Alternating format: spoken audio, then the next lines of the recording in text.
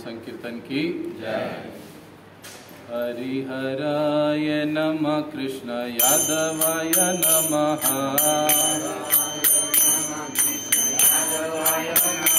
हरिहराय नमः कृष्ण यादवाय नमः।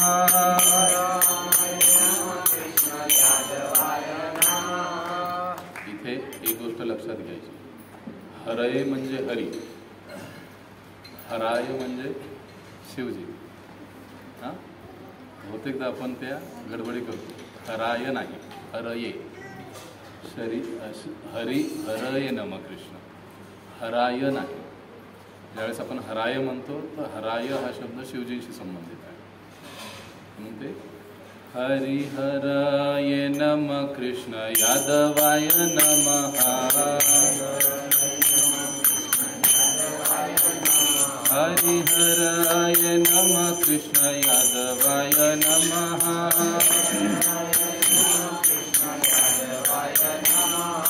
यादवाय माधवाय केशवाय नमः।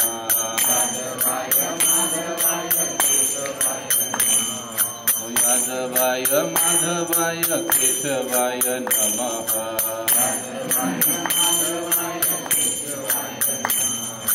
गोपाल गोविंद राम श्री मधुसूदन।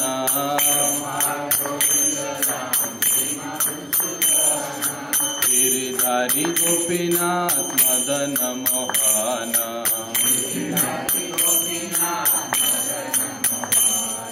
श्री चैतन्य नित्यानंद श्री अद्वैत सीता।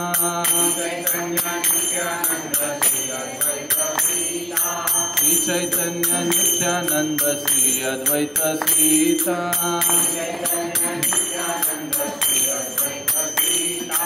हरि गुरु वैष्णव भागवत गीता। हरि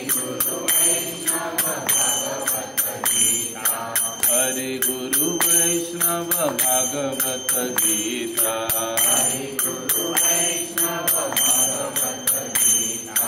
श्री रूप सनातन भट्ट रघुनाथ।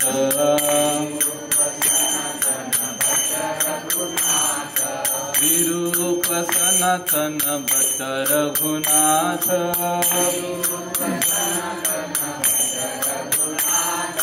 श्री जीव गोपाल भट्ट दास रघुनाथ।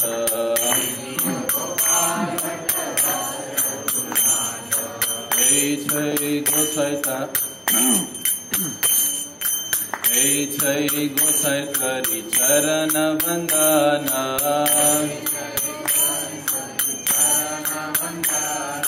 जहाँ है ते विघ्न नाश अभीष्ट पुराण।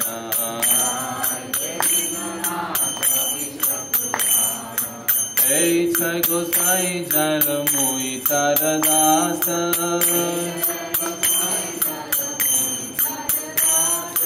कासा बार पदरेनु मोर पंचग्रास।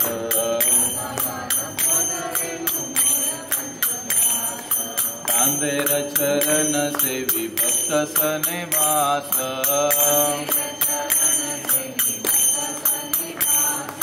कांदेर चरण सेवी भक्त सनिवास।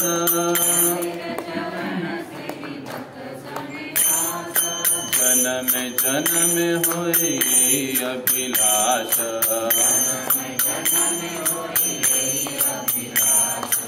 आनंद बोलो हरि भज वृंदावन। ऐसे गोसाई जपे भज कैलावास।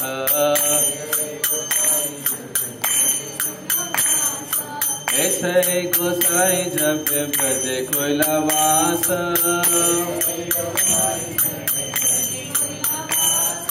राधा कृष्ण नित्य लीला करिल प्रकाश।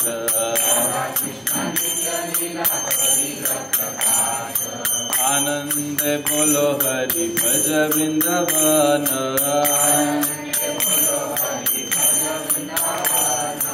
आनंद बोलो हरि भज वृंदावन।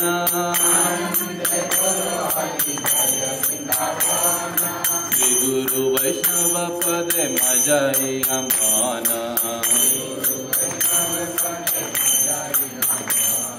श्री गुरु वैष्णव पाद पद्म करी आश।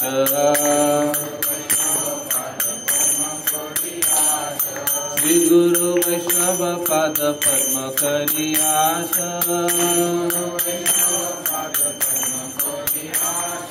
नाम संकीर्तन कहे नरोत्तम दास। नाम संकीर्तन कहे नरोत्तम दास। हरिहराय नमः कृष्ण यादवाय नमः। हरिहराय नमः कृष्ण यादवाय नमः। हरिहराय नमः कृष्ण यादवाय नमः। यादवाय माधवाय केशवाय नमः। यादवाय माधवाय केशवाय नमः।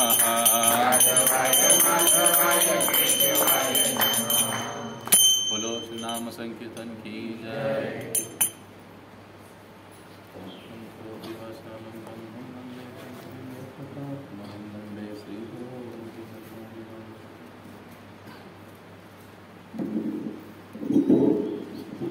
हरे कृष्ण।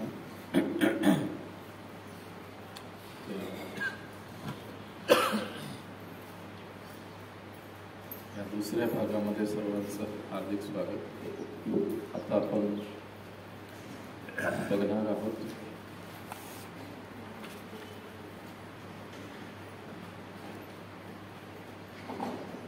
की अर्चनेचं उद्दिष्ट काय असतं। अर्चना का उद्देश्य क्या होता है, क्यों अर्चना की जाती है। चैतन्य चरितामृत की मध्य लीला 19.152 की तात्पर्य में प्रभुपाद जी बताते हैं। थोड़ा सा हम उसको पढ़ेंगे। कधी कधी कनिष्ठ भक्तांना असे वाटते की अर्चनेच्या सेवेशिवायही ते श्रवण कीर्तनाची पद्धती चालू ठेवू शकतात, परंतु श्रवण कीर्तनाची पद्धती ही हरिदास ठाकूर यांच्यासारख्या महान आणि प्रगत भक्तांसाठी सुचवलेली आहे, जे अर्चना करून सुद्धा श्रवण कीर्तन पद्धतीमध्ये पूर्णपणे गुंतलेले होते। क्षमा करा, जे अर्चना न करून सुद्धा श्रवण कीर्तन पद्धतीमध्ये पूर्णपणे गुंतलेले होते, तरी सुद्धा एखाद्याने हरिदास ठाकूरांचे मिथ्या अनुकरण करून आणि अर्चना सेवेला नाकारून श्रवण कीर्तनामध्ये गुंतण्याचा प्रयत्न करू नये। बड़ा ही सुंदर तात्पर्य दे रहे हैं। कभी कभी हम जैसे जो कनिष्ठ भक्त हैं उनको लगता है कि विग्रह सेवा या अर्चना सेवा के सिवाय भी हम लोग आगे बढ़ सकते हैं। ये हमारा जो श्रवण और कीर्तन का जो विधि है, उस विधि को हम लोग जारी रख सकते हैं।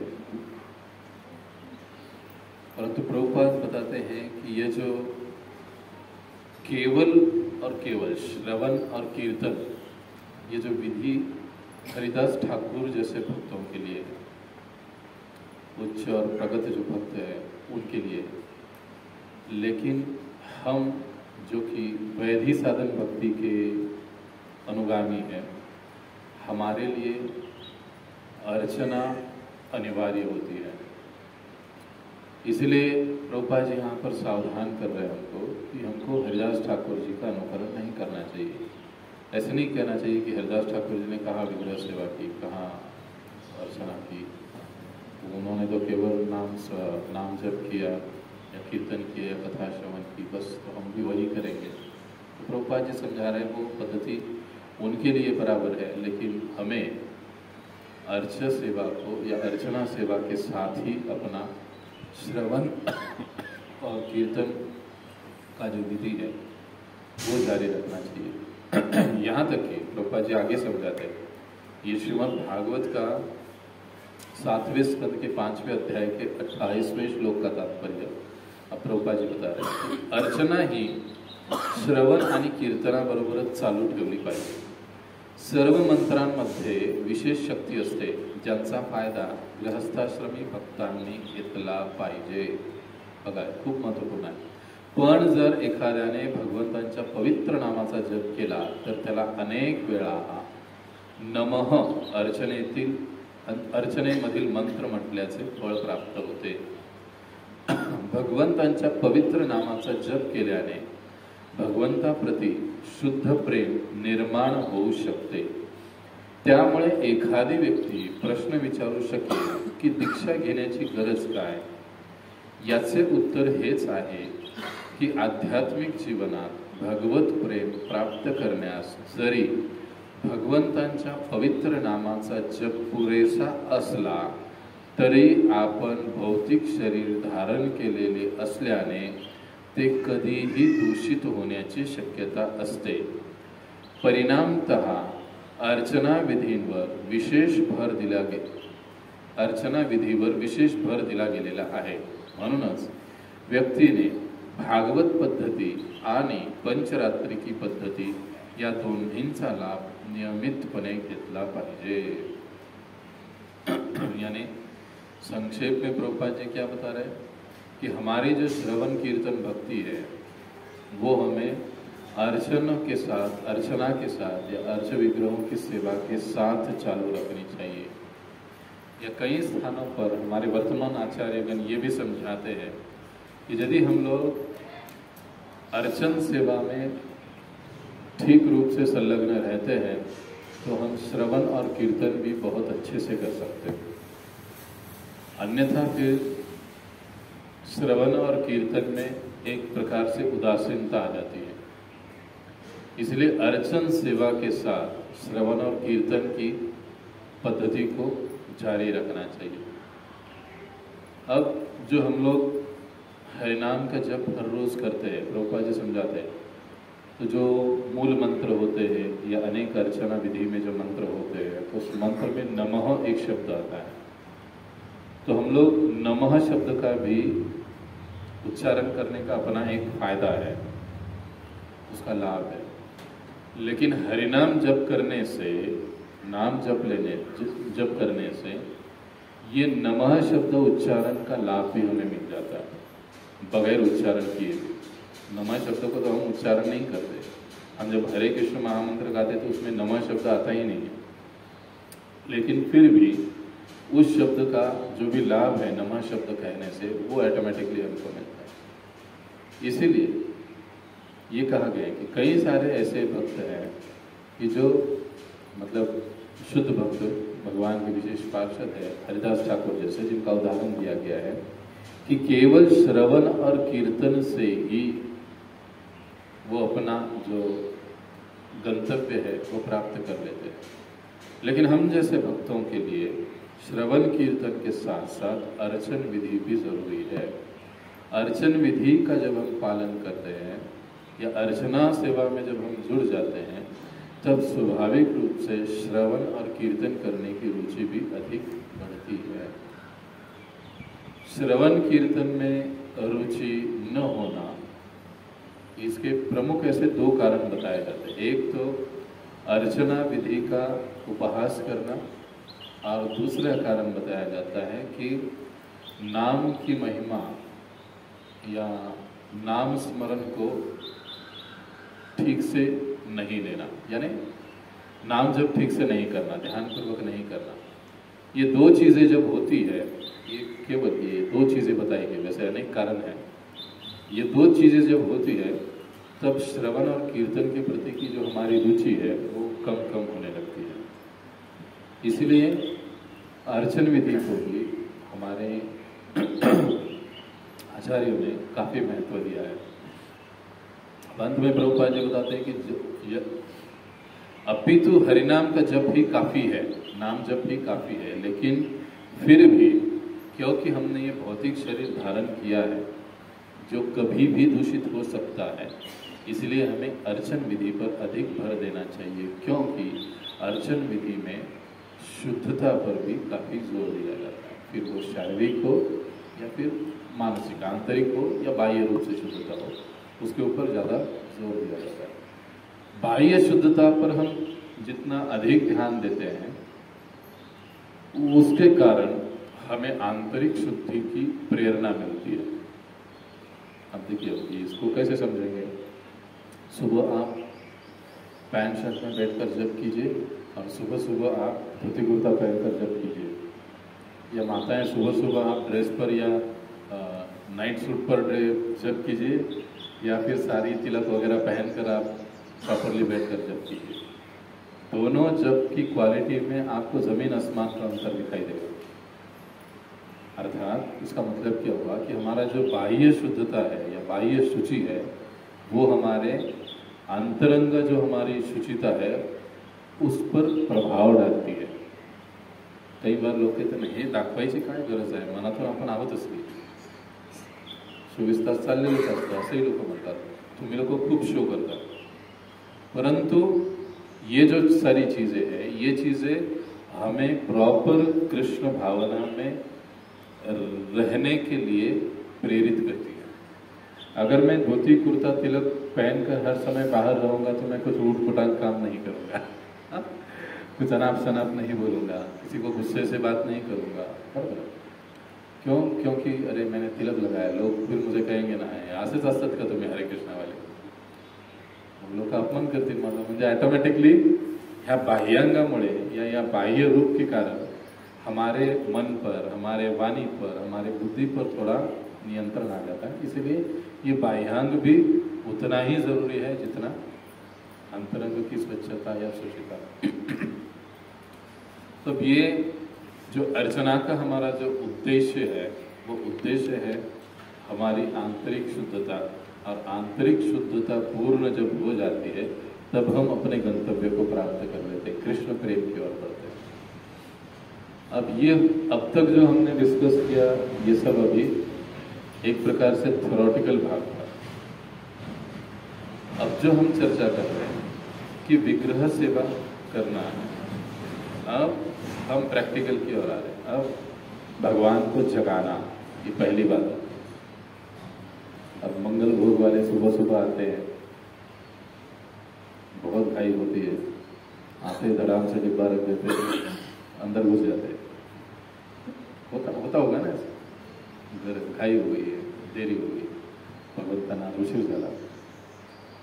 तो अब मंगल भोग वालों को ये विशेष रूप से ध्यान देना है, सभी को ध्यान देना है, लेकिन अब जो मंगल भोग सेवा करते हैं उनको थोड़ा ध्यान देना है इसको, कि अब देखिए यहाँ पे कई सारी चीजें हैं।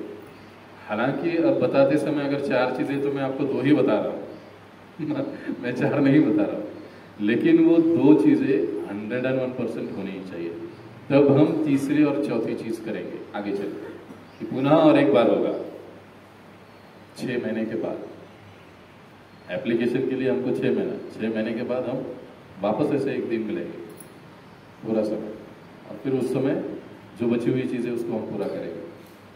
अब देखिए, जब हम सुबह आते हैं, सुबह सुबह भगवान को उठाना है, जगाना है, तो सबसे पहले अब आप ये समझिए, मैं केवल कृष्णचंद्र जी को सामने रखकर नहीं बोल रहा हूँ, मैं आपके घर का जो अल्टर है, फोटो है, उसको भी सामने रखकर बोल रहा हूँ। और आपको समझना भी ऐसे ही है, आपको सिर्फ यहाँ की दृष्टि से नहीं समझना है, आपके घर के दृष्टि से भी आपको समझना है। अब हमारा जो भी अल्टर है, हमारे अल्टर के पास कुछ चीजें अनिवार्य रूप से होनी चाहिए। अब वो क्या होना चाहिए? एक छोटी थाली होनी चाहिए, उस थाली में एक आचमन पात्र और छोटी घंटी होनी चाहिए। जैसे हमारे किचन में अंदर छोटी घंटी रखी हुई, छोटी, उसका आवाज बहुत छोटा है। वो एंट्री से पहले कोई भी जब सुबह आता है उसको धोती अनिवार्य है, उत्तरीय होना चाहिए। अगर नहीं है तो यहाँ पर अपना अपना लाकर रखिए, और लाकर रखिए। प्रॉपर आप घर से पहन कर आते हो तो अच्छी बात है, नहीं तो यहाँ पर आके चेंज कीजिए।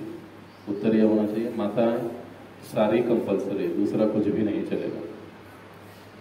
जो दिया है। और मंगल भोग में तो माता जी नहीं होती, राजभोग के लिए, और वैसे कोई आता भी नहीं है अपने इधर अदर कोई ड्रेस में, लेकिन सारी कंपलसरी है। अब जब हम अंदर जाते हैं तो अल्टर के पास, क्षमा करें, क्या होना चाहिए? एक थाली में आचमन पात्र, स्वच्छ आचमन पात्र होना, पानी स्वच्छ होना चाहिए, छोटी सी घंटी होनी चाहिए और एक बजाने वाला शंख होना चाहिए, जैसे हमेशा वहाँ पर हम लोग अल्टर में देखते हैं। कई बार भक्त लोग उसको उलट पुलट इधर उधर रख देते हैं, लेकिन उसका स्थान वहीं पर है। वो गरुड़ घंटी और वो आचमन पात्र वहीं पर रहेगा अल्टर में, वो इधर उधर जाएगा नहीं। वहां से जिस दिन मुझे वो किचन में यहाँ से आके दिखेगा तो पहले दिन सेवा करने वाले को मैं फोन करके यहाँ पे बुलाऊंगा और उसको वहां पर रखने के लिए लगाऊंगा। याद रखिए, जो चीजें जहां पर है, डिसिप्लिन का पहला डेफिनेशन क्या है? जी वस्तू ज्या ठिकाणी आहे त्या ठिकाणीच सापडणं आणि पुन्हा वापर केल्यानंतर त्या ठिकाणीच ठेवणं, त्याला शिस्त म्हटलं जातं। ये सिंपल डेफिनेशन है शिस्त, डिसिप्लिन किसे कहते हैं। तो वो चीजें वहां पर है और वो छोटी घंटी कभी अंदर आ जाती है, बहुत बार अंदर आ जाती है, वो उसको अंदर नहीं लाना। तो बाहर किचन में है तो वो उधर ही है, वहीं पर आचमन करना है, वहीं पर घंटी बजाना है, ताली बजाना है। वो प्रैक्टिकल हम लोग आएंगे। अब आचमन पात्र, बजाने का शंख और एक पानी से भरा हुआ कलश होता है, मराठीत आपण त्याला तांगण म्हणतो, त्याच्यावर झाकण असलं पाहिजे आणि पाण्याने भरलेला नेहमी आपल्या अल्टर जवळ तो, या 4 गोष्टी तिथं असल्या पाहिजेत। अब ये 4 चीजें हमारे पास होनी ही चाहिए वहां पर अल्टर के पास। अब जब हम आ रहे हैं, मान लीजिए हम लोग चेंज हो गए, स्वच्छ हो गए, बाहर से आए हम लोग, मुंह हाथ पैर धो लीजिए, आपको लगता है स्नान करना, व्यवस्था होने के बाद स्नान कीजिए, चेंज होइए। और अब जब आपको भगवान को जागृत करने के लिए जाना है तो एक प्लेट में आपको वहीं पर कुछ चीजें बनानी पड़ेगी। एक घंटी लगेगी, जैसे छोटी घंटी है, एक सामान्य अर्ध वाला एक आचमन पात्र होगा छोटा, लवंग पानी होता है, वो अभी 1 तारीख से ये सारी फैसिलिटीज वहां पर आएगी। फिलहाल जो चल रहा है चलने दीजिए। 1 तारीख से मॉर्निंग को आपको वो सारी चीजें आपको वहीं पर मिलेगी और आपको फिर से वो वहीं पर रखना है। जैसे ये लवंग है, लवंग का पानी बनाना है, तो पानी बनाना कैसे बनाना है, क्या करना है, वो उसका पाउडर होगा, वो सारी चीजें आपको वहां पर मिलेगी। अब वो उसके बाद एक खाली विसर्जन पात्र होता है, वो आपके प्लेट में होना चाहिए। और हाथ पैर पोंछने के लिए 4 रुमाल होते हैं, वो भी आपको याद होगा, बहुत सारे रुमाल के बंडल मैंने लाकर रखे थे। हम लोगों ने उसको जो यूज कर कर कर करके खत्म कर दिए। बहुत सारे लाके रखे थे मैंने वहां पर। किस लिए होते ये 4 रुमाल?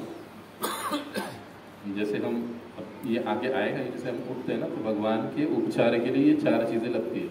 अगर गौर निताई जी है तो उनके लिए 2, राधा कृष्ण है तो उनके लिए 2, राधा रानी के लिए अलग, भगवान के लिए अलग, 4 अपने पास होने चाहिए। और तुलसी के कुछ पत्ते, ये 6 चीजें प्लेट में आपको बनाना पड़ेगा।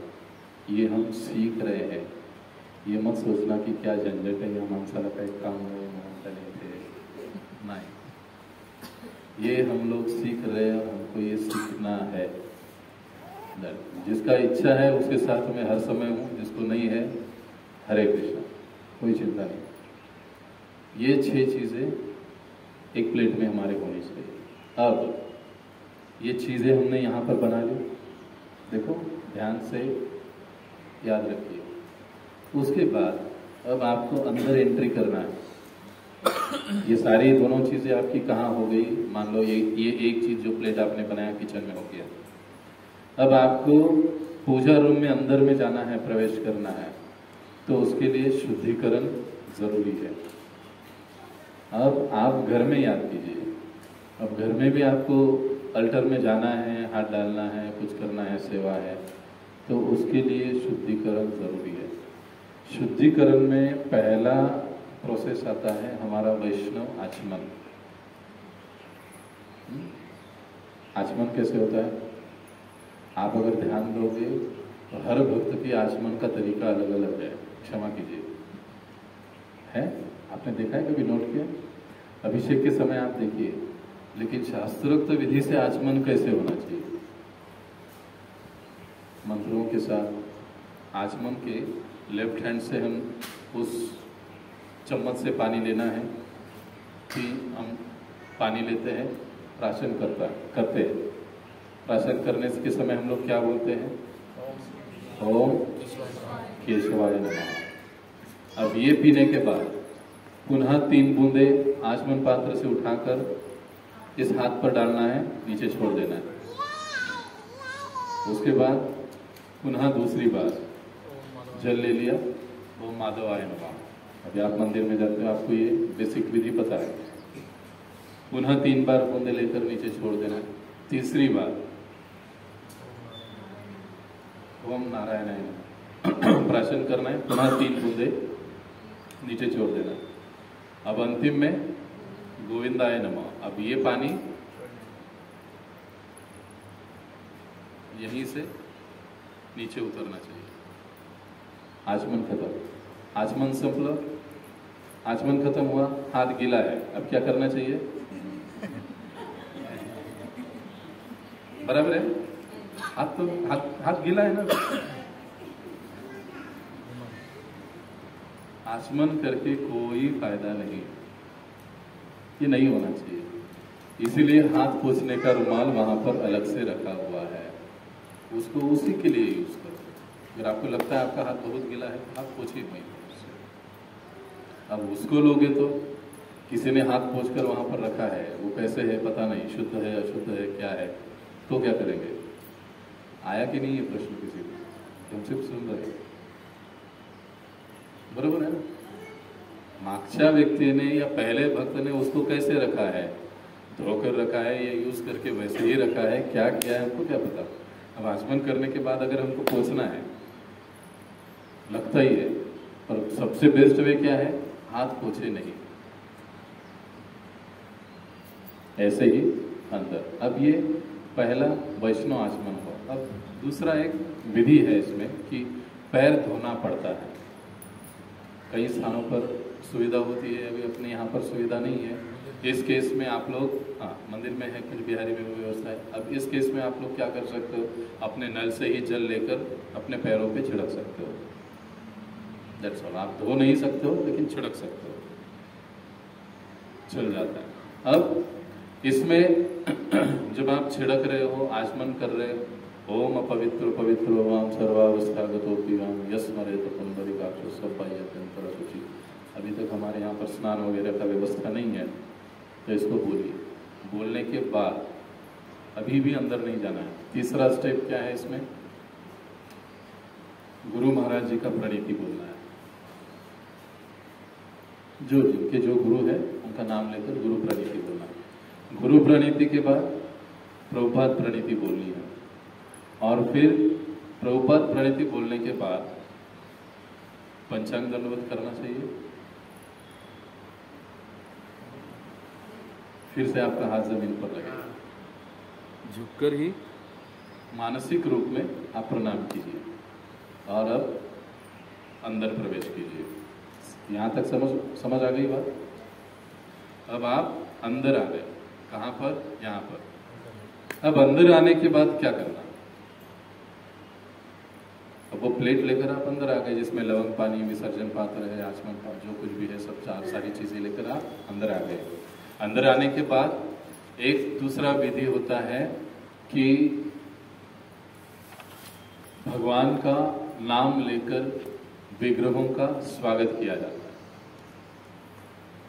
बोलो श्री श्री राधा कुंज बिहारी भगवान की जय, कृष्णचंद्र भगवान की जय, गौरताई की जय, प्रभुपाद की जय। अंदर आते ही यहाँ पर एक चीज रह गई।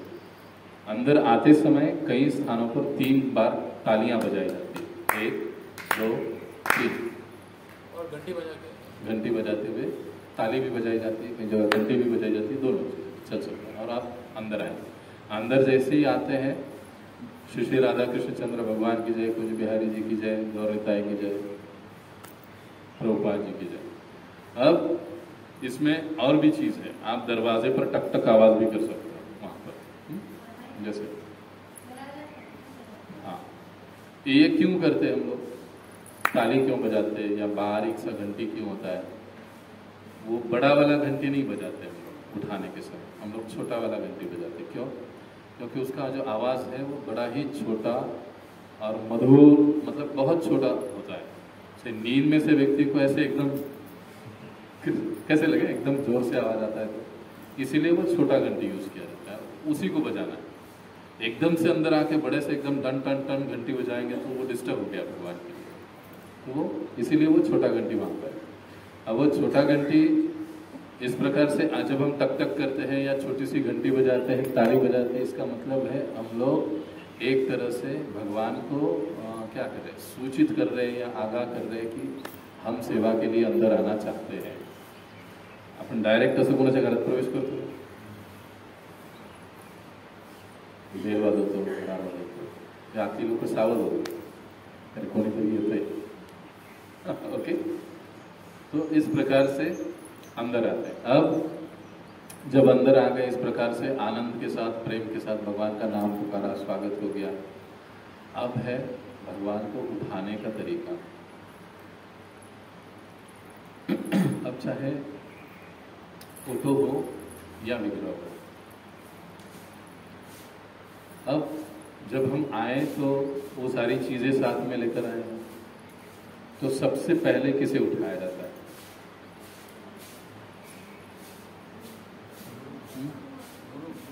बिल्कुल सही, सबसे पहले गुरु महाराज जी को उठाया जाता है, उसके बाद परम गुरु। बहुत बढ़िया।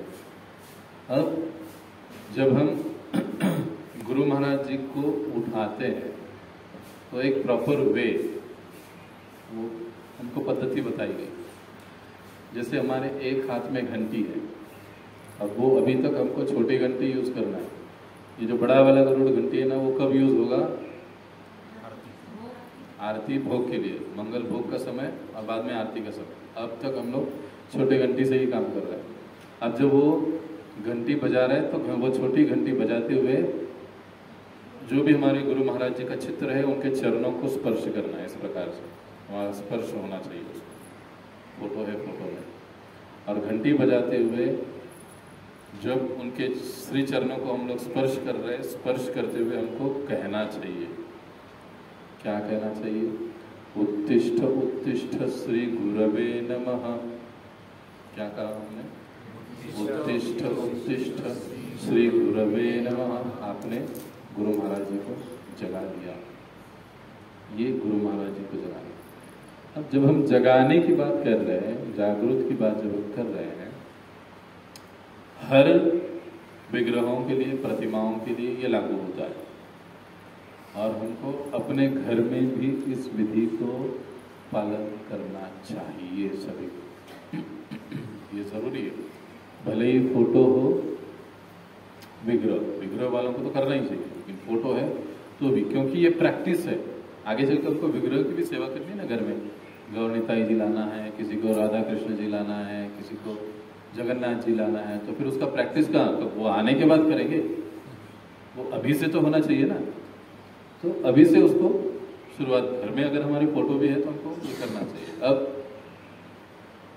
जब हम चरणों को स्पर्श करते हुए ये मंत्र बोल रहे हैं तो मन में हमारा चिंतन क्या होना चाहिए कि गुरु महाराज जी अब उठ रहे हैं अपने शयन से, गुरु महाराज मेरे उठ रहे हैं। अब जब इस प्रकार से हम चिंतन कर रहे हैं तो सेम प्रोसेस, ये चिंतन होने के बाद हम परम गुरु यानी प्रभुपाद जी के लिए भी करें। उनके भी चरणों को स्पर्श करते हुए, एक हाथ से घंटी बजाते हुए, उत्तिष्ठ उत्तिष्ठ श्री परम गुरवे नमः, परम गुरवे नमः घंटी बजाते हुए बोलना है। और यहाँ पर हमको फिर स्मरण करना है कि अभी प्रभुपाद जी अपने निद्रा से, अपने शयन से जाग रहे हैं। अब तीसरा, अब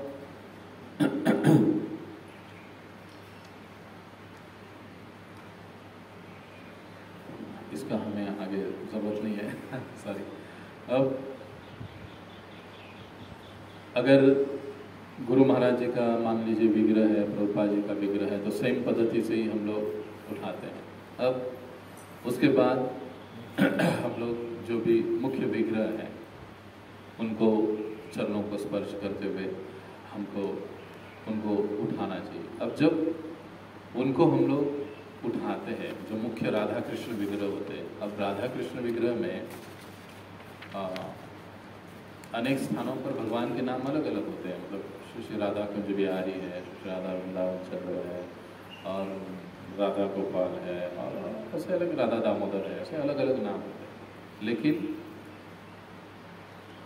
जो मूल मंत्र होते हैं भगवान को उठाने के, वो थोड़े से मतलब नाम के सिवा अलग होते हैं। जैसे अभी हम यहाँ पर श्री राधा कृष्ण चंद्र है, तो जब हम भगवान श्री कृष्ण के चरणों को स्पर्श करेंगे, श्रीमती राधा रानी के चरणों को स्पर्श करेंगे, एक ही समय में दोनों के चरणों को स्पर्श करते हुए, मतलब भगवान श्री कृष्ण के राधा रानी के चरणों को स्पर्श करते हुए एक हाथ से घंटी बजा रहे हैं, श्री श्री राधा कृष्णभ्याम नमः, श्री श्री राधा कृष्णभ्याम नमः।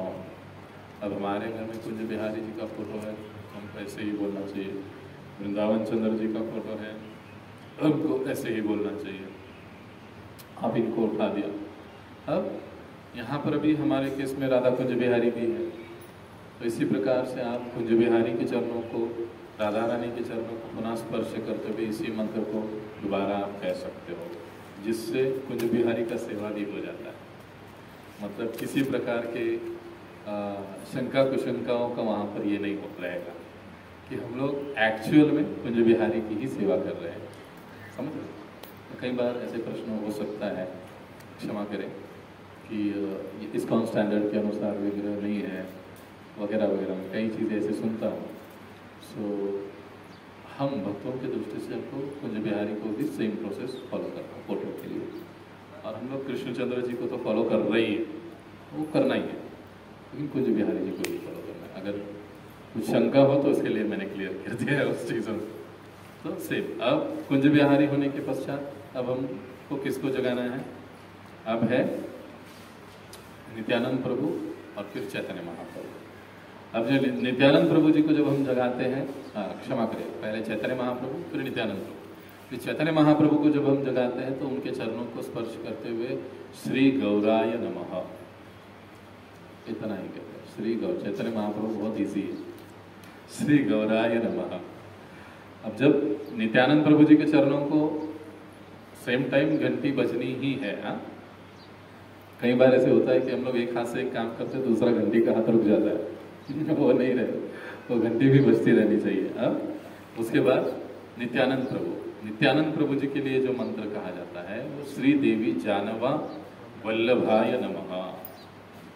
इस प्रकार से उनको उठाना है। आप आपके घर में भी इसको फॉलो कर सकते हैं, श्री देवी जानवा वल्लभाय नमः। अब इसी प्रकार से आप नरसिंह देव, तुलसी महारानी, पंचतत्व आदि को फॉलो कर सकते हो, आदि को जगा सकते हो। तो ये जागृत करने की विधि होगी। इसमें किसी कोई प्रश्न है? कुछ? हाँ,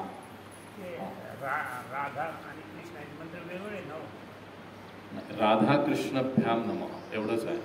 राधा राणींचं वेगळं काही अनेक ठिकाणी म्हणतात आहे, पण इथं काही तसं दिलेलं नाही, त्यामुळे मीही त्या खोलीमध्ये घुसलेलो नाही। घाई करू नका।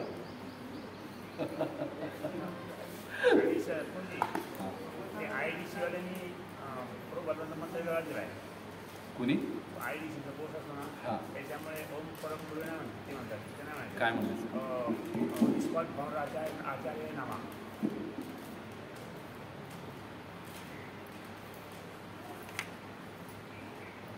ॲज पर कुंज बिहारी मी ह्याच्या बाहेर जात नाही।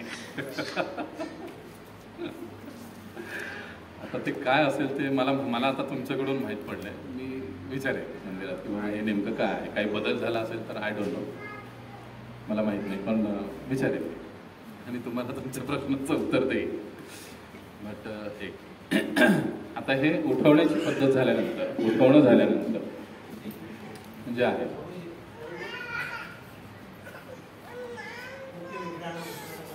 हाँ? श्री श्री राधा कृष्ण भ्याम नमः. भ्याम नमः. मी हे PDF नंतर इथे आणून ठेवणार आहे सगळं, त्याचं स्पायरल बाइंडिंग करून ठेवणार आहे. त्यामुळे इथे येणाऱ्यांना सगळ्यांना ते सोपं जाईल. हे सगळं मी करणार आहे. अजून त्यात बरंच काही कमी जास्त काही करायची गरज आहे. म्हणजे आपल्या आवश्यकतेनुसारच आपण ठेवणार आहोत इथे. तर ते करून ठेवेन मी. त्यावेळेस तुम्हाला ते सगळं मिळेल. आणि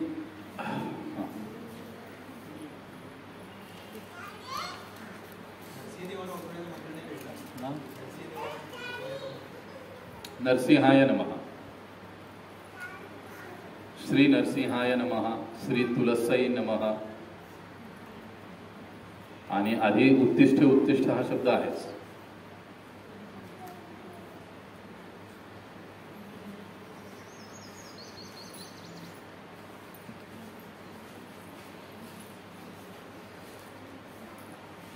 ओके, पुढे जायचं. आता पहा, यहाँ पर हम लोग अभी और ध्यान देने जैसी बात है कि अभी हम लोग तो स्नान आदि सारी चीज़ों को फॉलो नहीं करते हैं. तो उन सभी चीज़ों को हमें सब मतलब अभी मुझे नहीं लगता है वो देखने का ज़रूरत है कि स्नान पात्र कैसे बनाना है या स्नान के लिए भगवान का जल कैसे प्रिपेयर करना है. किसी को चाहिए तो बाद में मुझसे ले सकते हैं, लेकिन अभी मुझे यहाँ के लिए उसका आवश्यकता नहीं लगता है. सो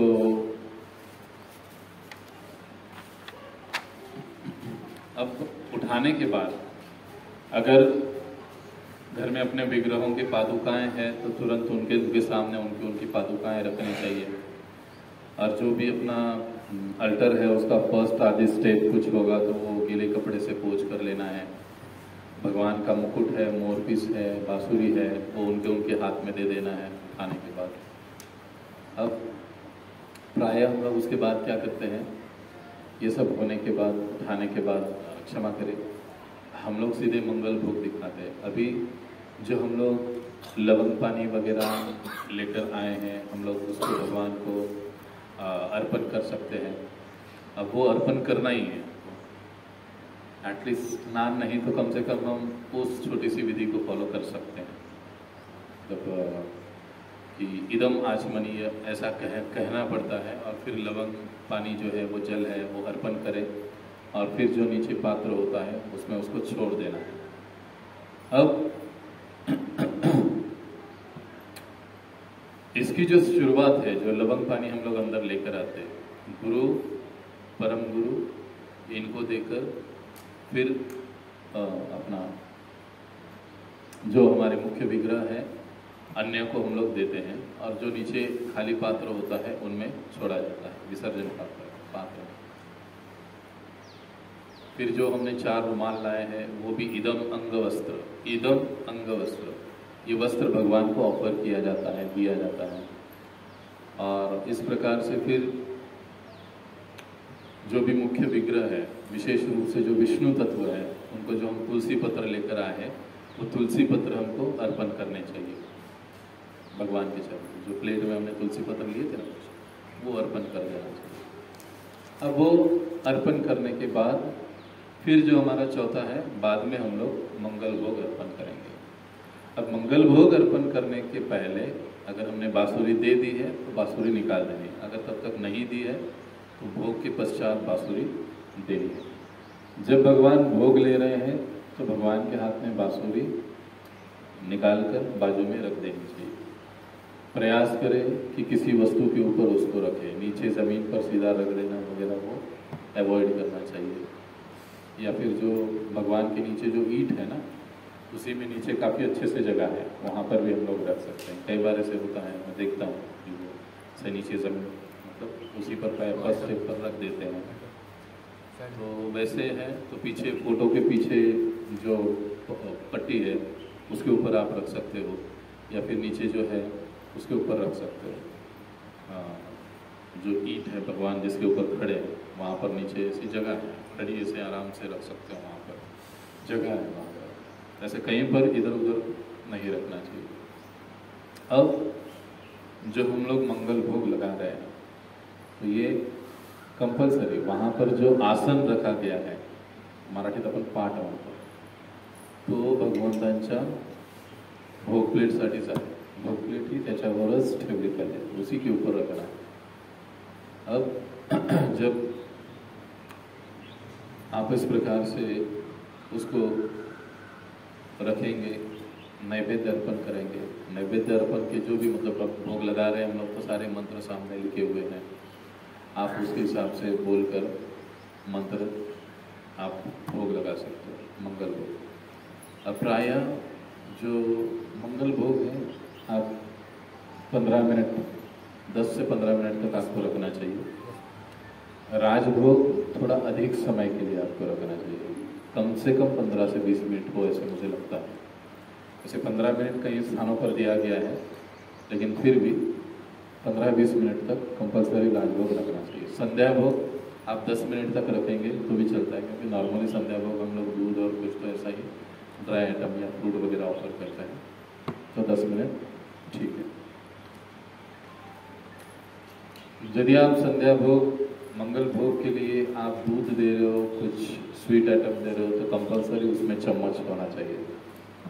कई बार चम्मच जहाँ से लिया वहीं पर वापस जाना चाहिए, इधर उधर नहीं रहना चाहिए. कोई भी हो मंगल भोग को जहाँ से आपने लिया है, अब हो सकता है पहले वाले ने कहीं नीचे रख दिया और प्रभु जी जिथून घेतला तिथंच ठेवला पर उसका प्रॉपर जगह भगवान के प्लेट में ही है. उसी स्थान पर जहां पर भोग प्लेट है, उसी स्थान पर वो प्लेट होता है. अब नैवेद्य या भोग जब हम निकालते हैं, निकालने के बाद फोटो निकालना है. निकालने से पहले फोटो नहीं लेते, जहां तक मैं समझता हूँ सब वैसे ही करते हैं. भोग लगाने से पहले फोटो ग्रुप पर नहीं आना है, वो लगाने निकालने के बाद. अब प्लेट कंपल्सरी आपका पीताम्बरी से ही घसा जाना चाहिए. मुझे बहुत तकलीफ होता है इन सब चीज़ों को मेंटेन करने में. पीताम्बरी से ही घसा जाना चाहिए. और घसने के बाद, अब ये पीतल का प्लेट है, माताओं को जनरली सभी को पता है कि पीतल की प्लेट्स जब घसी और धोई जाती है तो उसको पोंछना अनिवार्य होता है. नहीं पूछोगे तो उसके ऊपर वो सब दाग धब्बे लग जाते हैं. इसके लिए कंपल्सरी हमारा भोग प्लेट, अगर आपके घर में स्टील का, अलग किसी धातु का, चांदी सोना छोड़कर अगर प्लेट है तो उसको बदलिए.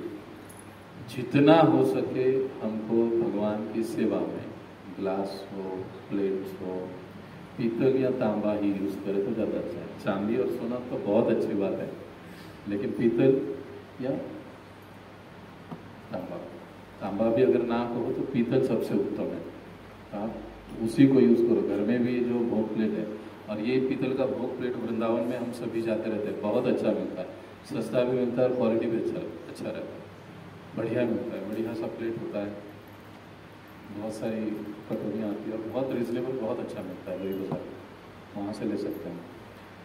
ज़्यादातर वो एल्यूमिनियम, स्टील सेवा में अवॉइड करना चाहिए, उसको नहीं रखना चाहिए, चाहे घर हो. यहाँ पर तो हम लोग कर ही रहे हैं उसको. कुछ कटोरियाँ स्टील की है, उसको मुझे एक्सचेंज करना अभी बाकी आहे. प्रभूजी बोलतायत पण त्यांच्याकडे पण स्टीलचं आहे असं म्हणू नका कोणी, पण ते आपण स्टेप बाय स्टेप एक्सचेंज करणार आहोत. 2-3 कटोरियाँ लगता है स्टील की है अपनी, उसको हम एक्सचेंज कर देंगे, पीतल का ही रखेंगे. अब इसको घसने के बाद सूखा अच्छे से पोंछना है. भोग प्लेट पोंछने का कपड़ा अलग है, आरती प्लेट पोंछने का कपड़ा अलग है. जहां से जो कपड़ा ले रहे हो उसी स्थान पर वो कपड़ा वहां पर जाना चाहिए. ये ध्यान रखें, नहीं तो आगे वाला, आपके कारण आगे वाला गलती करेगा और उसकी गलती के भागीदार आप भी बन जाओगे.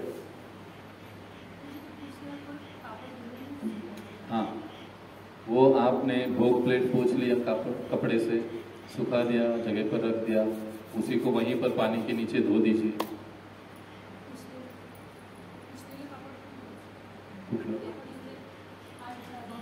हां, अल्टरच्या इथे ते जे पुसलेलं कापड आहे ते पण धुवायचं. परत कापड, फर्स्ट ते पुसण्याचं कापड त्याच ठिकाणी त्याला सुकवायला टाकायचं. इकडं तिकडं टाकू नका, नाहीतर मग दुसरे कोणीतरी कुठलं तरी उचलणार.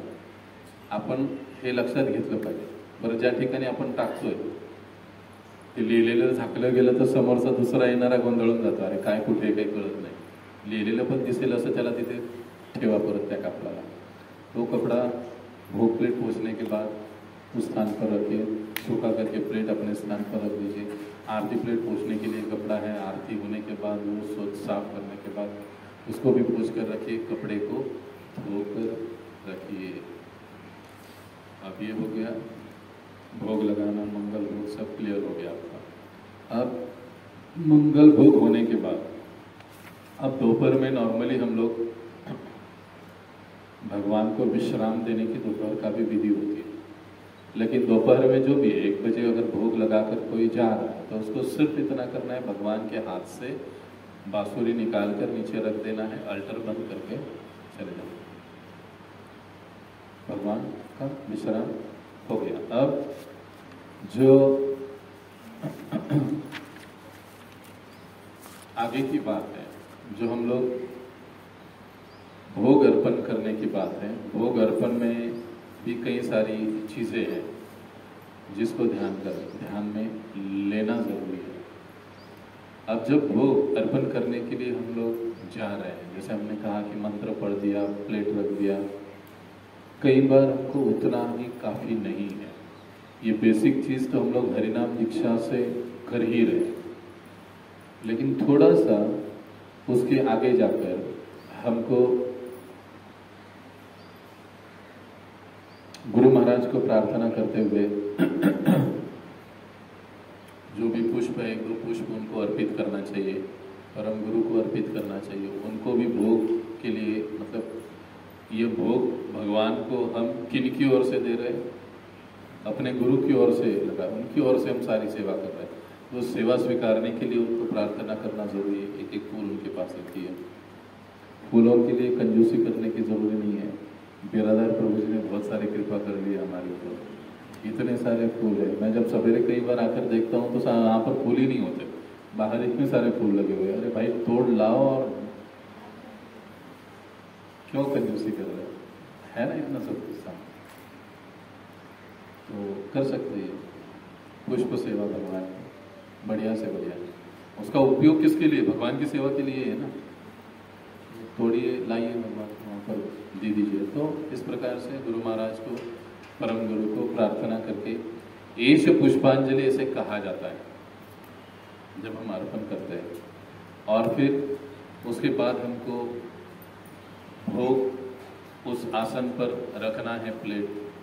अब प्लेट जब रखते हैं तो उस भोग का शुद्धिकरण भी जरूरी होता है. ये क्योंकि स्पेशली हम लोग, ये मैं इसलिए बता रहा हूँ क्योंकि हम लोग बाहर से लेकर आते हैं, तो वो थोड़ा सा हमारे लिए ज़रूरी है. इसके पहले की बहुत सारी चीज़ें हैं वो ठीक है, लेकिन इसको हमको करना चाहिए. हम लोग घर से आते हैं, रास्ते से आते हैं, अनेक स्थानों से आते हैं, तो जो हमारा आचमन पात्र होता है ना, उस आचमन पात्र से कुछ पानी की बूंदें हमारे उंगलियों पर ली जाती है. अब उंगलियों पर इस प्रकार से ली जाती है और वो भोग प्लेट पर ऐसी छिंपड़ना जलापन छिड़का जाता है उसको इस प्रकार से. और जब छिड़कते हैं तो छिड़कते हुए एक मंत्र को कहा जाता है, ओम अस्त्राय फट. ये भोग शुद्धि करता है. ओम अस्त्राय फट, यहां पर लेना है जल और छिड़कना है, तो ये भोग का शुद्धि हो जाता है. अब भोग शुद्धि होने के बाद जो भी तुलसी पत्र आदि सब कुछ आपने रखा है, अब भगवान को भोग देना है. अब प्रायः हम लोग अब तक क्या करते हैं, प्लेट सामने रखते हैं, सीधा चालू करते हैं, नमो ओम विष्णुपदाय कृष्ण पृष्ठाय भूतले श्रीमते लोकनाथ आदि, जो कुछ भी है भक्ति वेदांत, डायरेक्टली हम लोग चालू करते हैं. ये बेसिक है, ठीक है, पद्धति गलत नहीं है. लेकिन थोड़ा जब हम मंदिर में आते हैं हम लोग अपने घर में और भी थोड़ा सा एक कदम आगे बढ़ सकते हैं। जब हम नैवेद्य भगवान के सामने समक्ष रखते हैं, प्लेट भोग का रखते हैं, इदम नैवेद्य, अभी यहाँ पर मुद्राओं का उपयोग किया जाता है, जो मैं आपको नहीं के बाद मूल मंत्र होने के बाद आप आसन पर नीचे बैठ जाइए, प्रॉपर सिट डाउन, बैठो। अब बैठकर फिर हे भगवान कृपया इस अन्न को स्वीकार करें। गुरु महाराज इस सेवा के लिए आप हमको आपकी कृपा आशीर्वाद प्रदान करें। और फिर जो हमारे रेगुलर मंत्र है, नमो विष्णुपदाय कृष्ण पृष्ठाय भूतले भक्ति वेदांत स्वामी वगैरह 3-3 बार बोले। और फिर भोग लगाने के बाद बाहर निकले, बाहर आए। अब यहाँ पर बाहर आने के बाद नॉर्मली आप क्या कर सकते हो, ज़्यादा अच्छा होता है 1 माला 2 माला जप कीजिए, या तब तक अभी मॉर्निंग का समय है, ऑफिस जाना है, तो तब तक आप आरती प्लेट का प्रिपरेशन कर सकते हो। अभी आपको भोग के बाद आरती भर लग करना है, तो आरती प्लेट का प्रिपरेशन आप वहीं पर कर लीजिए। अब जब तक आपका आरती प्रिपरेशन होता है 15 मिनट में भोग निकालिए। भोग निकालने के बाद अब भोग हो गया, भोग के बाद क्या आता है, आरती। अब यहाँ तक किसी कोई प्रश्न है तो पूछिए। भगवान को कपड़े से पूछना, ये वो अल्ट्रासाउंड, ये आप भोग के पश्चात कर सकते हो। एक अब उसमें वो जो प्रैक्टिकल कुछ जो सेवाओं की बातें हैं, थोड़ी स्वच्छता ऊपर आसपास वगैरह, वो समय के अनुसार हम फिर से उसके ऊपर एंडिंग में चर्चा करेंगे। लेकिन अभी हम लोग ये सीक्वेंस से जाते हैं।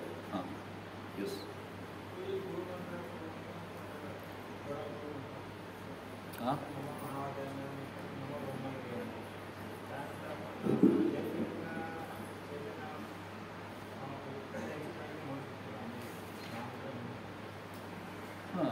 जय श्री कृष्ण चैतन्य म्हणू शकता। ज्या प्रकारे आपला अपराध भंजन मंत्र आहे, त्याचप्रमाणे आपल्या गौडीय संप्रदायांसाठी हा पंचतत्व प्रणिती मंत्र म्हणजे आपल्यासाठी अपराध क्षमा मंत्र आहे एक प्रकारे, तर आपण तो म्हणू शकतो त्यावेळेस। आणि नंतर हरे कृष्ण म्हणणं। आता अनेकदा काही ठिकाणी त्या प्रोसेसमध्ये जय श्री कृष्ण चैतन्य म्हणतही नाही, असंही होतं। मी बऱ्याच ठिकाणी मंदिरामध्ये हे बघितलेलं आहे। आपल्याही लक्षात आम्ही अनेकदा दीक्षेच्या परीक्षा वगैरे घेतो ना, तर ते भक्त लोक मग सांगतात नाही आम्हाला सांगितलेलंच नाही, आम्हाला हे सांगतच नाही, काही गरज नाही असं म्हणतात। काही जण म्हणतात, काही जण नाही म्हणतात। पण याच्यानुसार म्हणजे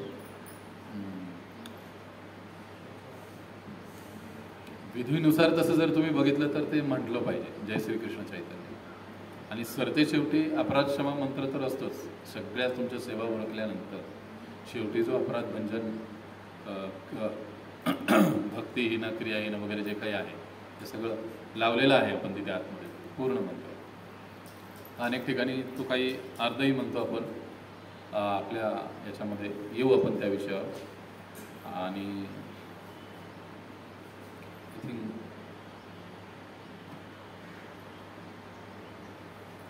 येऊ आपण त्याच्यावर परत बोलू।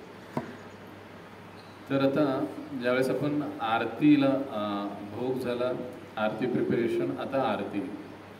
तर आरतीचं नॉर्मली बहुतेकदा आरती म्हणजे ही कशी करायची, क्या कशी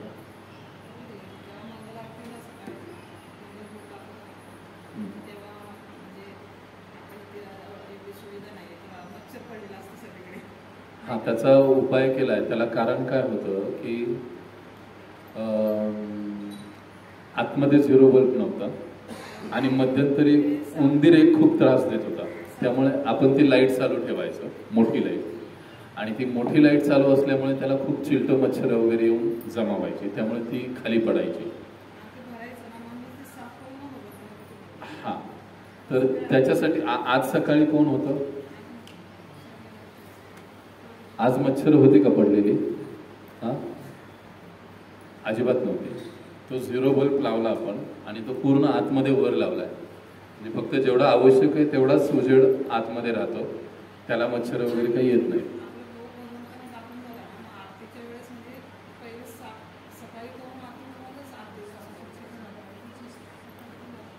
हा, आता ज्यावेळेस आपण भोग काढतो, आता नंतर आपल्याला आरती करायची.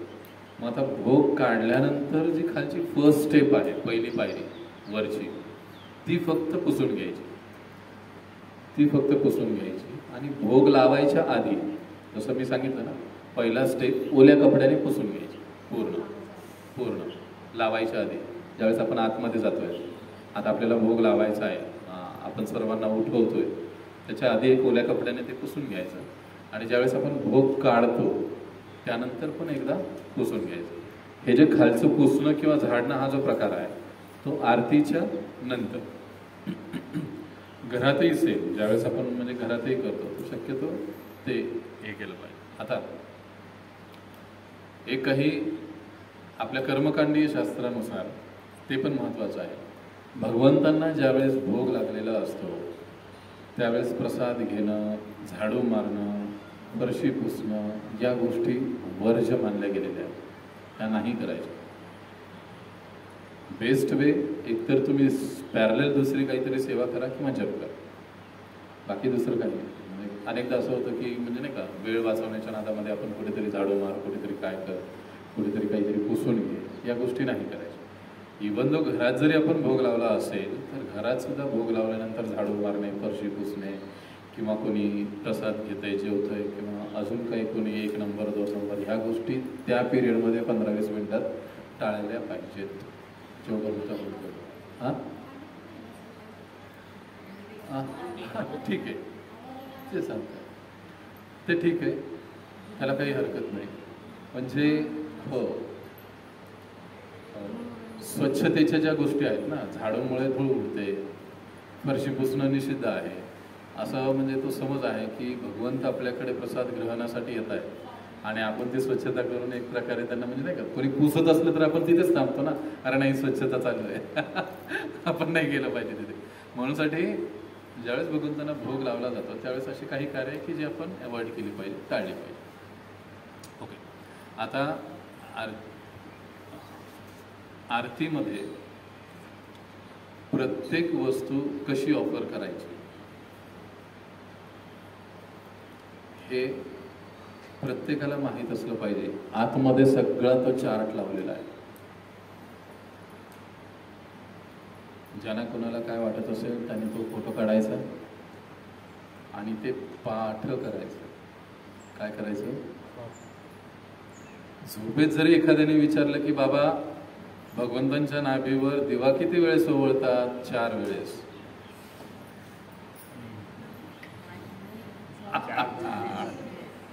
नींद में भी अगर कोई पूछे कि कितनी बार, तो पक्का पता होना चाहिए कि 2 बार ही.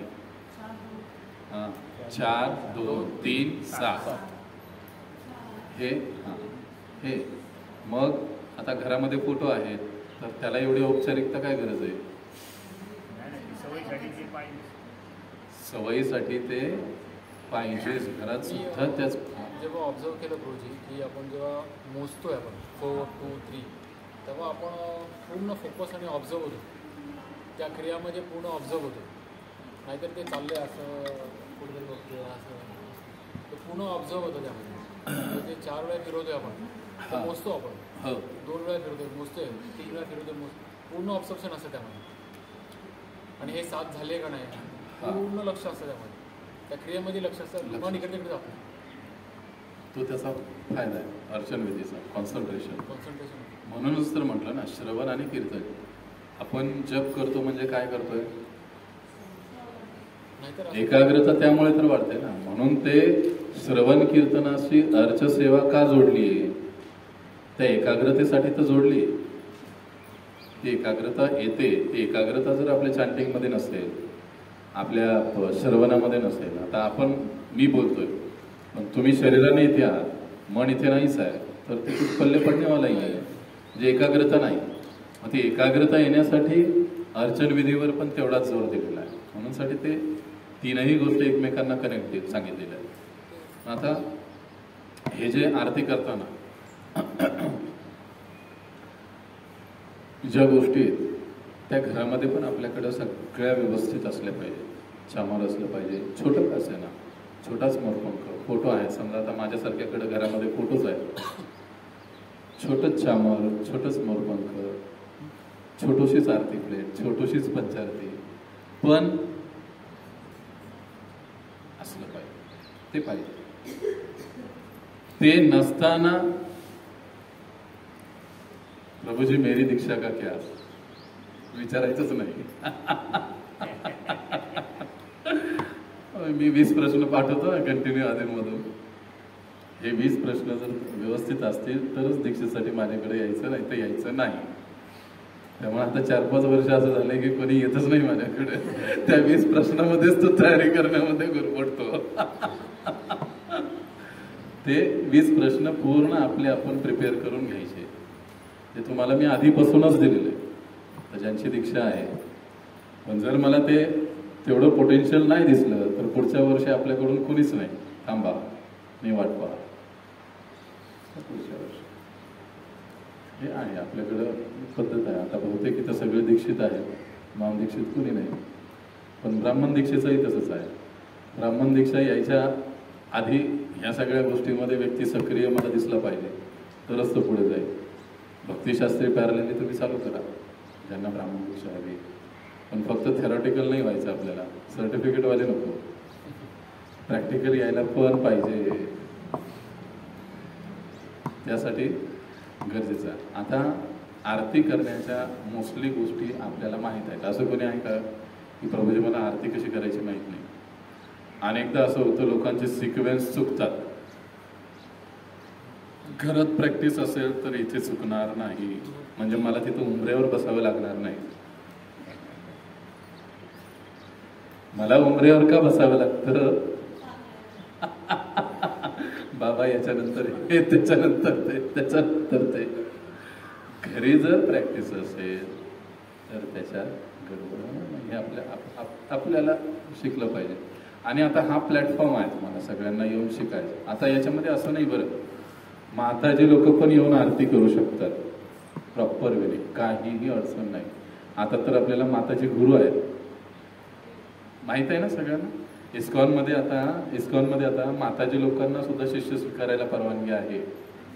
हो झालं की जमाना झाला त्याला, मला वाटतं वर्ष झालं. फर्स्ट हो झालंय. आणि काय क्या माताजी का नाम क्यों फर्स्ट ये हो गया. और फर्स्ट माताजी का वो मतलब इनिशिएशन वगैरह बहुत कुछ चीज़ें हो गई वो. So you can do that, कुछ प्रॉब्लम नहीं उसमें. अरे किधर है हम लोग? इस्कॉन में ही है.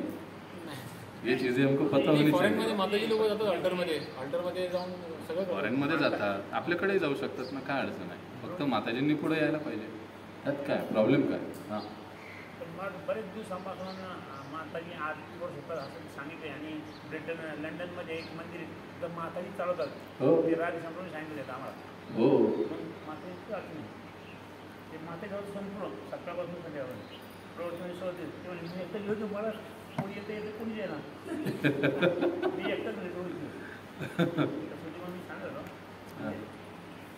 तर म्हणजे हे सर्वांसाठीच एक सुवर्ण संधी आहे की आपण त्या सगळ्या गोष्टी शिकू शकतो, अनुभवू शकतो. आता बघा, जिथे वेल सेटल्ड सिस्टम आहे, सगळ्या गोष्टी तिथे थोडंसं जड जाईल. पण आता इथं काय आपली अजून सुरुवात आहे, त्यामुळे सगळ्यांना शिकण्याची संधी. जसं आता एवढं माझी ब्राह्मण दीक्षा नाही तरी मला एवढं सगळं कसं माहिती आहे?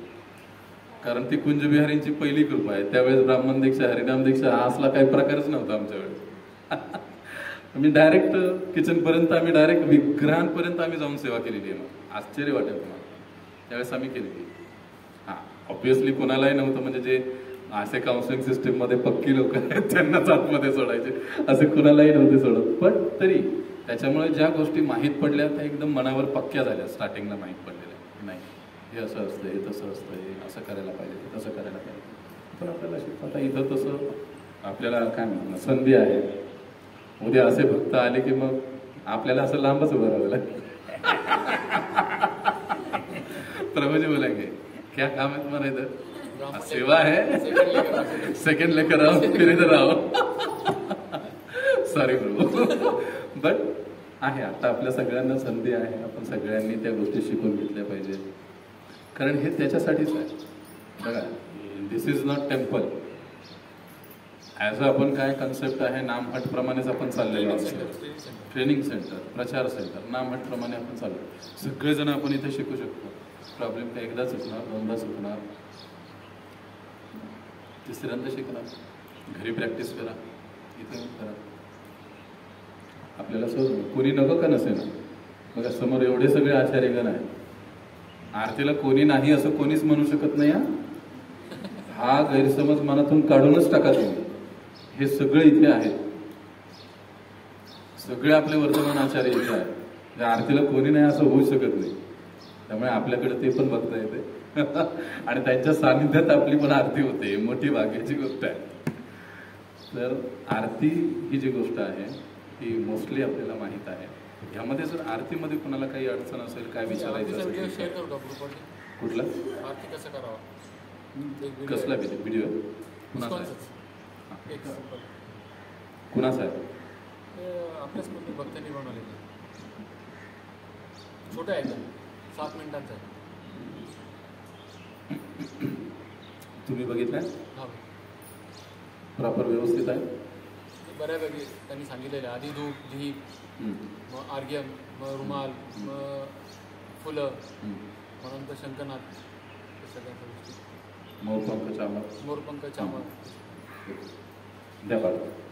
चला, माझा वेळ आहे, टाइम वाचवलं तर.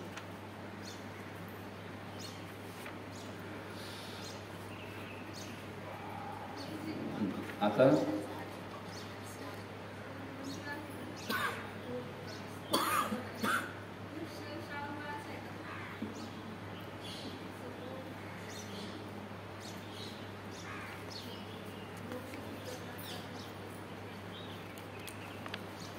अस्त्राय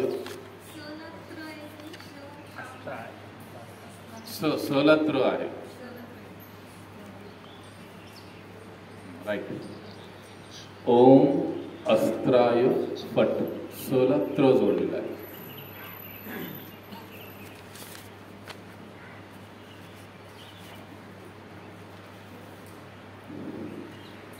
आपण आता आरती झाल्यानंतर आता आपल्या प्रॅक्टिकली काही गोष्टींकडे येऊ. आता आरती झाली, आरती केली, जल छिडकलं, आरती प्लेट नेऊन ठेवली. त्याच्यानंतर खालची स्वच्छता. त्याच्या आधी आपण आचमन पात्रातून जल घेतो, पाणी इथं तिथं टिपके सांडलेले असतात. फर्स्ट स्टेपवर, सेकंड स्टेपवर. गुरु महाराजांचा फोटो आपण खाली घेतो प्रभुपादांच्या शेजारी. आरती झाल्यानंतर कंपल्सरी तो फोटो परत त्या स्थानी गेला पाहिजे. मी अनेकदा पाहतो की तो पुढेच राहतो. कोणी पण तसं नाही केलं पाहिजे. बरोबर? हां, बघा प्रभू, आत्ता आठवलं. तुम्ही मला काल विचारलं ना, तुम्हाला काल विचारलं मी कुंजबिहारीमध्ये आहे, काही आणायचं आहे का? आपल्याला 2 छोटे फोटो आता. महाराजांचा फोटो आहे आपल्याकडे, राधानाथ महाराजांचा एक आणा आणि गोपालकृष्ण महाराजांचा एक फोटो, छोटा फोटो आणि कधीही तुम्ही कुंजबिहारीमध्ये गेला. हां, आपला फोटो जो ज्या साईजचा आहे ना, त्या साईजमध्ये 2 फोटो. किंवा आत्ता आठवलं मला, प्रभूजींनी काल फोन केला होता, कुंजबिहारीमध्ये आहे प्रभूजी, काही आणायचं का? मला आठवे ना, लक्षात होतं, पण शेवटी म्हटलं कुंजबिहारींचा आशीर्वाद येऊ नका. पण ते आत्ता मला त्याच्यावरून ते आठवलं की वो चाहिए. आपल्या केशवनगरला आपल्याकडे ते 3ही महाराजांचे फोटो होते. आता हे ज्यावेळेस आपण पोछा मारतोय खालचा, वरचं पहिलं स्टेप, दुसरं स्टेप व्यवस्थितपणे पुसून घ्या, स्वच्छ करा. आचमन पात्राची जी प्लेट आहे त्यात सांडलेलं पाणी बाजूला काढा. खालच्या पात्रामध्ये विसर्जन पात्रात टाका आणि ते व्यवस्थित ठेवा. महाराजांचा फोटो उचलून ठेवा. ते सगळं झाल्यानंतर छानपैकी तिथे आतमध्ये किचनमध्ये पिवळी बादली आहे, त्यात पाणी घ्या. पाण्यामध्ये फिनाईल टाका, थोडंसं कारण काय की इथे मोकळी जागा असल्यामुळे अनेक काही कीटकं मुंग्या वगैरे येतात आणि मग ते थोडंसं त्रासदायक होतं सगळंच. भो वगैरे आपण लावतो, 15 मिनिटं आपण बाहेर जातो, एखादी मुंगी गेली आतमध्ये, काय करणार. म्हणूनसाठी नॉर्मली ते फिनाईल त्या पाण्यामध्ये वापरा आणि त्या फिनाईलने व्यवस्थितपणे सगळं त्या मॉपने पुसून घ्या. मॉपने पुसल्यानंतर मॉप धुवून परत त्याच ठिकाणी ठेवा, बकेट परत त्याच ठिकाणी ठेवा. सेवा पूर्ण झाली. इथंपर्यंत हे पूर्ण, बाहेरचं पण पुसायचं, आतलं पण पुसायचं पूर्ण, चारही बाजू. समई खराब झालेली असेल तर ती घासून पुन्हा लावून ठेवा. देवघरामध्ये दिवा तेवत असणं आता आहे तसं बघितलं तर काय म्हणतात ना त्याला, ह्याचं आपलं आपल्या म्हणजे तसं इकडे हे उत्तर भारतामध्ये हे प्रचलन नाही. दक्षिण भारतामध्ये प्रचलन अधिक आहे की गाभाऱ्यामध्ये दिवा तेवत ठेवतात ते. पण आपण इथे पहिल्यापासून का कोणास ठाऊक, ज्यावेळेस ते इथे आपल्या भूमिपूजनाला भक्त आले होते त्यांनी सांगितलं होतं की जब भी आप करोगे यहाँ पर कुछ समय म्हणजे कंटिन्यूस नहीं, ये सांगितलं कुछ समय आपका जब तक ये सारा कार्य पूरा नहीं होता है वहाँ पर आप एक दिया लगाए रखना. तर मी त्यांचं ते आज्ञा फॉलो करतोय. हे आपल्या इस्कॉन स्टँडर्ड किंवा परंपरेमध्ये नसेल, पण मला त्यांनी सांगितलं होतं ते त्यावेळेस. काही 1-2 गोष्टी सांगितल्या होत्या, त्यामुळे मी त्या गोष्टी कटाक्षाने फॉलो करतो. म्हणून आपण एवढ्या लवकर कदाचित तिथपर्यंत पोहोचलोय. भगवंताची ऑफकोर्स कृपा आहे. काही गोष्टी त्यांनी मला सांगितल्या होत्या, त्या गोष्टी आपण इथे फॉलो करतो आणि त्याचा रिझल्ट मला तरी ते व्यवस्थित वाटतंय. त्यामुळे दिवा लावण्याचीच गोष्ट आहे. तर जे खराब असेल तर समय स्वच्छ करा, लावा, परत ठेवा. वात एकदम मंद ठेवा, जास्त जोरात नको, नंतर मग आतमध्ये काळ होतो. पुसून वगैरे सगळं झालं व्यवस्थितपणे बाहेर येऊन दंडवत अर्पण करा. तुमची ही सेवा आरती झाल्यानंतर तुमची सेवा इथली पूर्ण झाली. फक्त प्लेट लावली, प्लेट काढली, धुतली आणि गेला. आरती पण झाली. आता तुमची प्लेट पूर्ण झाली, आता तुमची सेवा पूर्ण झाली. छानपैकी बसा. तुमच्याकडे आता वेळ आहे आणि वेळ असेल तर तुम्हाला अल्टरमध्ये कुठे धूळ दिसते, काय दिसते, थोडंसं पुसण्याचा ओल्या कपड्याने प्रयत्न करा. किंवा तुम्हाला वेळ आहे, आज कोणाला असं वाटतंय की प्रभूजी मला अल्टरची स्वच्छता करायची आहे, थोडीशी वरती धूळ वाटते मला, मी करू शकेन का? Of course welcome. या काही इन्स्ट्रक्शन्स आहेत, काही गोष्टी आहेत, त्या फॉलो करा आणि सेवा करा. कुणाकडे आठवड्यातून केव्हाही वेळ असू शकतो. डायरेक्ट तुम्हाला भगवंताजवळ जाऊन सेवा करायची संधी मिळते. दुपारच्या वेळेस 1ला अल्टर बंद होतं, 4 वाजेपर्यंत तुम्ही ते तसं शांतीने सगळी सेवा करू शकतो.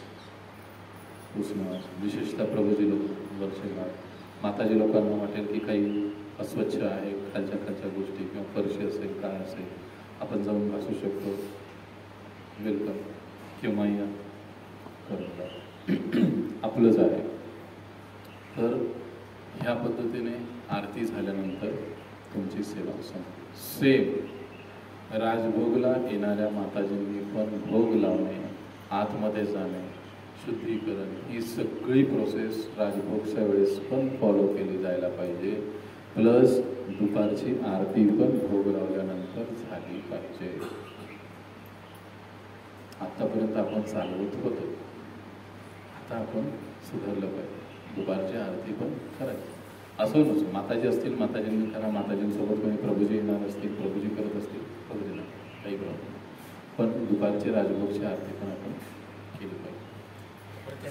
आरतीचा व्हिडिओ टाकलाय. ओके. हां, टायमिंग आपलं नेहमीच 12:30 मंदिरचं. हां, 12:30 10-15 मिनटं फार तर इकडे तिकडे, याच्या पलीकडे काही होता कामा नाही. आणि कृपया एक प्रश्न तुम्ही स्वतःला विचारा, मंगलवाले, सकाळी तुम्ही किती वाजता येत आहे? आपल्याकडे चेक करण्याची काहीच पद्धती नाही.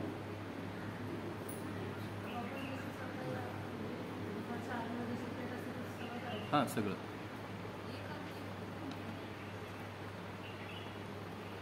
कशाला शॉर्टकट मारताय? कर ना पूर्ण आरती. काय अडचण काय तुम्हाला? शिकताल ना, पूर्ण आरती शिकताल ना.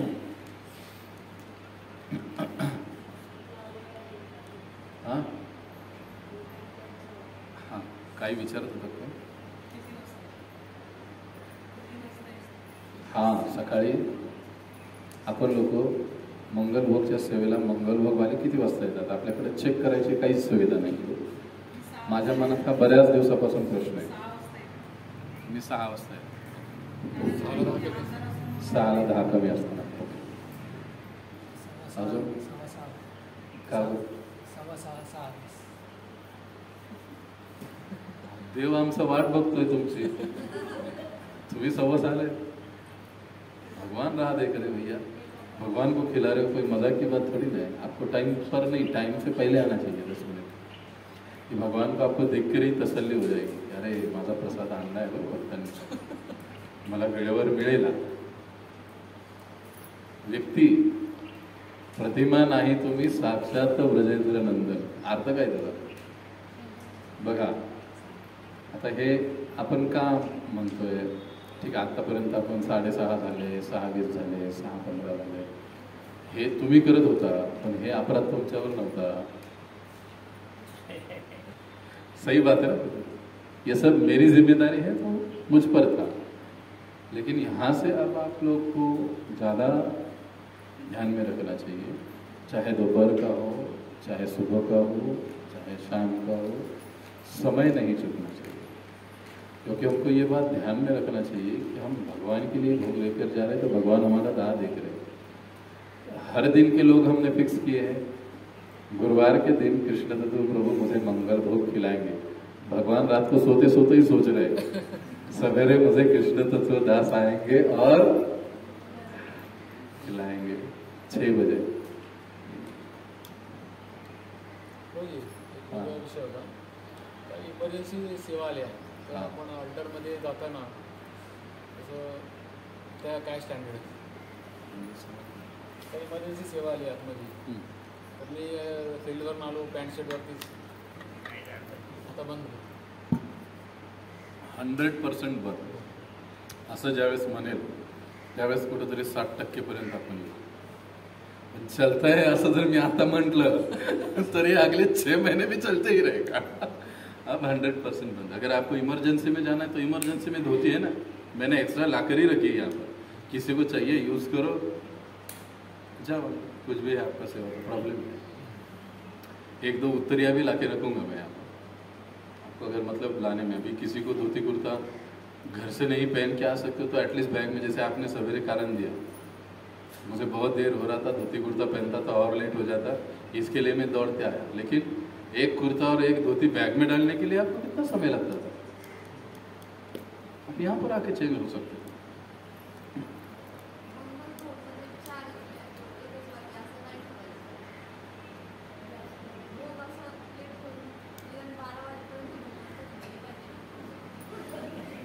आणि प्रभूजी ते मंगल होते मात्र ते सकाळी 6ला अंधार असतो ना, पण आपण टाईम थोडा कमी केला वाढ होते. 7 म्हणजे सर्वांना सर्व एवढ्या जनरली दिवस विश्राम होताना किंवा अंधार असतो. थोडे दिवस चालू द्या, हा प्रॉब्लेम राहील, पण वेळ बदलणार नाही. वेळ तसाच राहील, वेळ नाही बदलणार. त्याचं सोल्युशन आपण काही ना काहीतरी देऊ. थोडा टाईम थांबा. ज्यावेळेस काही कोणी इथं रेसिडेन्शियल वगैरे येईल त्यावेळेस मंगलभोगचा बराचसा प्रश्न सुटलेला असतो. ते माझ्या लक्षात आहे मॉर्निंगचं. पण एकदा का आपली म्हणजे फ्युचर प्लॅन आहे, मी आत्ताच सांगतोय की गौर पौर्णिमेपासून ॲटलिस्ट वीकली आपली मंगल आरती आपण इथे सुरू करण्याचं आपलं प्लॅनिंग आहे.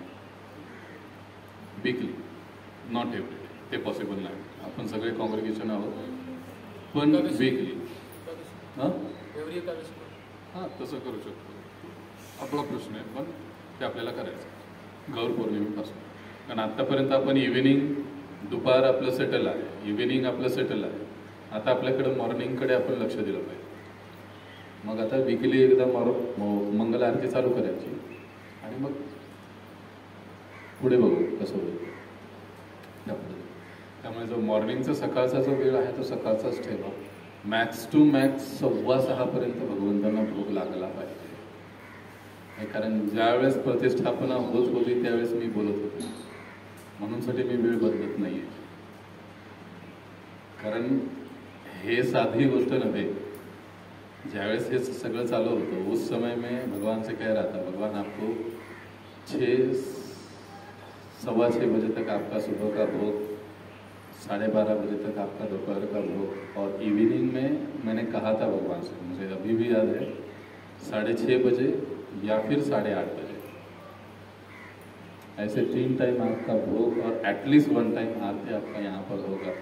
ये मेरी ओर से आपको वचन है. अब वो कितना मैं पास हूँ और कितना फेल हूँ वो वही जाने मैं नहीं जानता. लेकिन अभी मुझे लग रहा है कि अभी हमको चेंज होना है और आगे चलना है.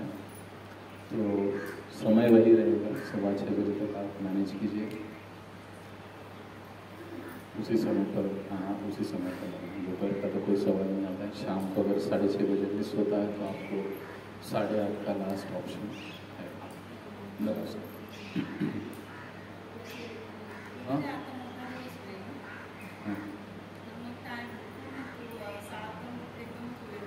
हो म्हणूनच हो, ऋतूनुसार वेळ बदलणार नाही. आपली बदलते का? एक म्हणजे एकला भूक लागते ना आपल्याला.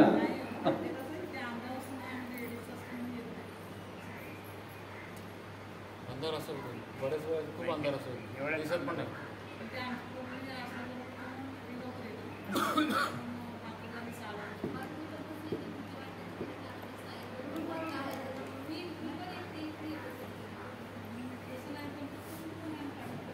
स्वभाव आहे.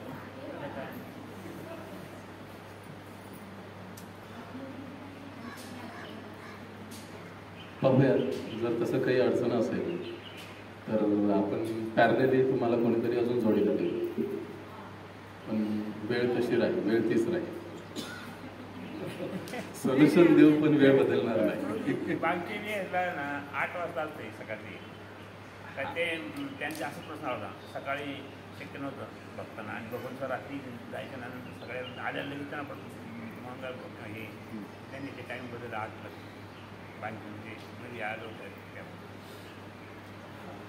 आता 2 गोष्टी आहेत. आपल्या सोयीनुसार घ्यायचं म्हटलं तर आपण पुढे नाही जाऊ शकत. आपला जो आध्यात्मिक उन्नतीचा स्टँडर्ड आपण नाही वाढवू शकत. आपल्या सोयीनुसार सगळ्या गोष्टी घ्यायचं म्हटलं तर आपल्या आध्यात्मिक उन्नतीचा जो स्टँडर्ड आहे तो वाढणार नाही, तो तसाच राहील. लक्षात येते मी काय म्हणतो ते? त्यामुळे बाकीचे ठिकाणी काय आहे त्याचा आपल्याला प्रगतीच्या दृष्टिकोनातून आपण त्याचा विचार केला पाहिजे. पण आपल्याला सोयीचं काय आहे हे आहे म्हणून मी हे घेतलं, मेरे लिए सुटेबल ये है तो मैं वही लूंगा. तो फिर हम लोग एक जो डेडिकेटेड डिवोशन कहते उसको, मतलब धैर्यशील किंवा भक्ती किंवा भक्त म्हणतो, तिथपर्यंत नाही आपण जाऊ शकतो. त्यामुळे ठीक आहे, प्रॉब्लेम येणार, पण ते चॅलेंज. एकदा असंच महाराजांशी बोलता बोलता हाच विषय होता. महाराज अधिक बरं नाही का एवढ्या हार्ड सेवा म्हणजे हे त्यावेळेस प्रभुपाद घाट ज्यावेळेस चालू झाला, अनेक म्हटले होते की प्रभुपा महाराजजी खूप कठीण आहे, एवढं मोठं फंडिंग आणि एवढं पंढरपूरसारख्या ठिकाणी. तुम्हाला तर माहिती आहे सगळं. सुरुवातीला बऱ्याच गोष्टी झाल्या. महाराज म्हणाले जी सेवा सोपी आहे तीच जर करेल तर त्यात भगवंतांना आनंद तो काय. थोडा सोस मला पण पडू दे ना म्हणे तर माझी तपस्या आणि तर त्या भगवंतांची प्रसन्नता. तो इसका मतलब जब हम सेवा ले रहे हमको ये भी ध्यान में रखना चाहिए कि सेवा करते समय कुछ तो तकलीफ हमको भी तो होनी चाहिए ना. तो तपस्या कैसे हुई? सभी कपड़े संभाल के अगर आजकल हम लोग वही कंफर्ट जोन वही वाला चीज देखते हैं तर मग कसं होणार. थोडा त्रास होईल, क्षमा करा मला, पण कंटिन्यू ठेवा. ओके, आता आरती झालं तर त्यानंतर जे शयन सेवा आहे, संध्याकाळी भगवंतांना झोपवणं. दुपारचा भोग झाला, विश्राम झाला, आता रात्री भगवंतांना झोपवणं. काही वेळेस माझ्या असं लक्षात आलं की काही जण एकदम 8 वाजताच टेम्पल काही वेळेस बंद झालेलं आहे.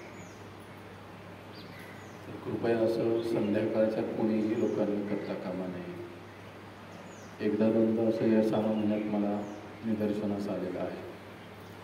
हां, काही कारणं असू शकतात. समजा कोणी म्हणे लाईटच गेली होती प्रभूजी, मग काय करू बसून मी इथे, किंवा कोणी म्हणे प्रभूजी कोणीच नव्हतं इथे, मग माझ्याकडे बसून मी काय करू. म्हणजे अशी उत्तरं पण आलीत. मी विचारले संबंधित वक्त्यांना की बाबा असं का झालं.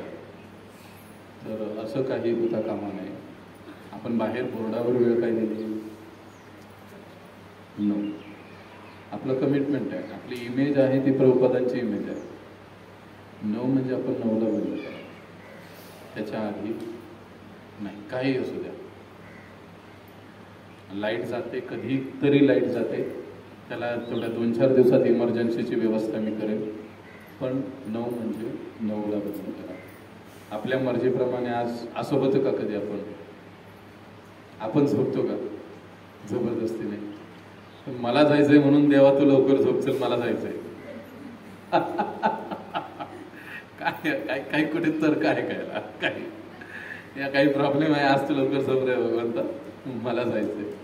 नाही, जो स्टँडर्ड आहे, ज्या गोष्टी आहेत त्या वेळ आहे तो आपण फॉलो केला. आता जे शयन आहे, संध्याकाळी शयन करताना सगळी फुलं काढली पाहिजेत आसपासची. थंडीचे दिवस आहेत, स्वेटर शॉल घातलं पाहिजे व्यवस्थितपणे. बरेच भक्त संध्याकाळी भगवंतांची खूप छान काळजी घेतात. शॉल व्यवस्थितपणे लावतात, स्वेटर व्यवस्थितपणे लावतात. राधाराणींना त्यांना शॉल व्यवस्थितपणे लावतात, पूर्ण पायापर्यंत गुंडाळतात. हे सगळं आपण लक्षात दिलं पाहिजे, घेतलं पाहिजे. कारण ते एक साक्षात व्यक्ती आहे. आपल्याला थंडी वाजते, आपण स्वेटर घालतो. इथे तर खूप जास्त थंडी असते संध्याकाळची, मग ती सगळी काळजी आपण घेतली पाहिजे. बरं, जिथून आपण स्वेटर घेतला आणि जिथून आपण हे घेतलं ते परत दुसऱ्या दिवशी सकाळी मंगलभोगवाल्यांनी काढून त्याच ठिकाणी ठेवलं पाहिजे. इकडं तिकडं नको, काळजी घेतली पाहिजे. आता भगवंतांना झोपवतानाचे पण काही मंत्र असतात, ते मंत्र आपण म्हटले पाहिजे. आय थिंक काय करू, हे मी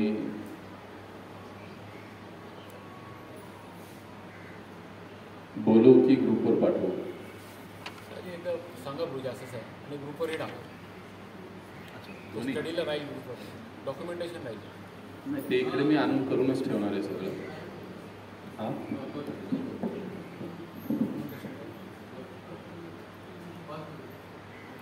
आता जी थोडक्यात सांगतो मी तरी, जी शयन सेवा आहे संध्याकाळी, शयन सेवा पडदा बंद केल्यानंतर आतल्या सगळ्या ऍक्टिव्हिटी चालू होतात.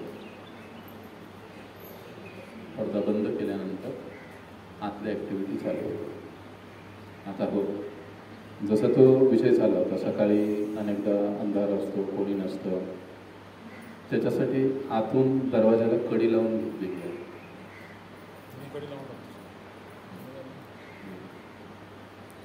त्याचप्रमाणे रात्रीचंही समजा लाईट गेली, कुणाला काही वाटत असेल, तुम्ही इंटरनल डोअर लावू शकता. डोअर लावून तुम्ही आतलं प्रिपरेशन, कारण अनेकदा काय होतं, पडदा लावून पण आतमध्ये असेल, बाहेर कोणीच नसेल, तर आतमध्ये कोण आलं गेलं काही लक्षातही येत नाही आपल्या. असं होऊ शकतं. तुम्ही हॉलचा दरवाजा लावू शकता, अगदीच तुम्हाला वाटत असेल. मी कधीच नाही, आम्ही एवढ्या ठामपणे का बोलतोय त्याला कारण आहे. मी 2दा इथं संपूर्ण रात्र नाईट स्टे केलेली आहे, कुणालाही माहीत नसताना, की नाईटला इथं काय सिच्युएशन असते, काय आहे, कोण येतंय, कोण जातंय. लिटरली मी रात्रभर जागा होतो. आणि दुसऱ्या वेळेस ज्यावेळेस थांबलो त्यावेळेस मी मस्तपैकी इथं आतमध्ये झोपलो. मच्छरांनी खूप खाल्लं मला, तो भाग वेगळा. पण असं कुठलाही अनुचित प्रकार त्या दोन्ही नाईट्समध्ये मला इथं काहीच दिसलं नाही. इवन दो मॉर्निंगला सुद्धा आणि नाईट सुद्धा. त्यामुळे तसं जी काही भीती आहे मनातली ती काढून टाका, की इथे काही प्रॉब्लेम किंवा काय, तसं काहीही इथे नाही. 6 वाजता तर ज्या काही अनुचित गोष्टी असतात ते रात्री घडतात. जेव्हा ब्रह्ममुहूर्त होतो तेव्हा अनुचित गोष्टी घडत नाही, त्या गोष्टी निगेटिव्ह गोष्टी येतच नाही. सकाळी 6 म्हणलं की ते मॉर्निंग असेल. त्यामुळे घाबरण्याचं काही कारण नसतं. तर ते आहे. मग आता तसं रात्रीची जी शयन सेवा करताना जर समजा तुम्हाला तसं वाटत असेल तर मेंढोर हे समोरचं बंद करा, काही अडचण नाही, आणि आतमध्ये तुम्ही अल्टरमध्ये सेवा करू शकता जर तसं वाटतच असेल. आणि सगळे तुळशीपत्र, फुलं वगैरे सगळे गोळा करून आपले ते प्लास्टिकच्या कटोऱ्या आहेत, टोकऱ्या आहेत, त्यामध्ये काढून घ्या, त्यामध्ये काढून ठेवा. आता आपण बिछाना वगैरे तर अजून आपण काय करत नाही, लावत नाही आपण, तर हळूहळू होईल ते.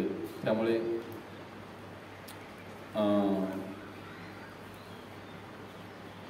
फुलं वगैरे काढल्यानंतर डायरेक्टली तुम्ही शयनविधी जे आहे ते ज्याप्रमाणे आपण घंटी हळूवारपणे वाजवत, सेम शयनविधीला जाताना आता हे लक्षात ठेवायचं की आतमध्ये जाताना आचमन विधी वगैरे, पवित्रीकरण, या सगळ्या गोष्टी आल्या, ते कॉमन आहे. आतमध्ये गेला जसं आपण भगवंतांना उठवताना चरणांना स्पर्श करून आपण उठवतो, त्याचप्रमाणे झोपवताना सुद्धा श्रीगुरु, परमगुरु, राधाकृष्ण, गौरताई, पंचतत्व, नरसिंह भगवान, तुलसी देवी यांना स्पर्श करून, चरणांना स्पर्श करून संबंधित विग्रहांचे मूलमंत्र म्हणाले जातात. आणि एक वाक्य जसं कॉमन असतं, आगस्य शयनम स्थानम श्री गुरवे नमः. आगस्य आगस्य शयनम स्थानम श्री गुरवे नमः. श्री परम गुरवे नमः. श्री राधाकृष्णभ्या, राईट, बरोबर, नमः. श्री गौराय नमः. श्री देवी जानवा वल्लभाय नमः. नरसिंहाय नमः. तुलसै नमः. हे सगळं झोपवताना सुद्धा या प्रकारे म्हणणं गरजेचं आहे. आणि भगवंतांना विश्राम, हां आलं हो, तर आहे समावेश. तसं त्यांचं काही प्रॉपर मंत्र नाही, तुम्ही फक्त पंचतत्व म्हणूनच तुम्ही त्यांना हे करू शकता, पंचतत्वाय नमः. त्याचं ते ह्यांचं मलाही सापडलं नाही इथे, पण खूप जुनं माझ्याकडे जे होतं कुंजबिहारीचं त्यामध्ये होतं. आता मला याच्यामध्ये ते भेटलं नाही.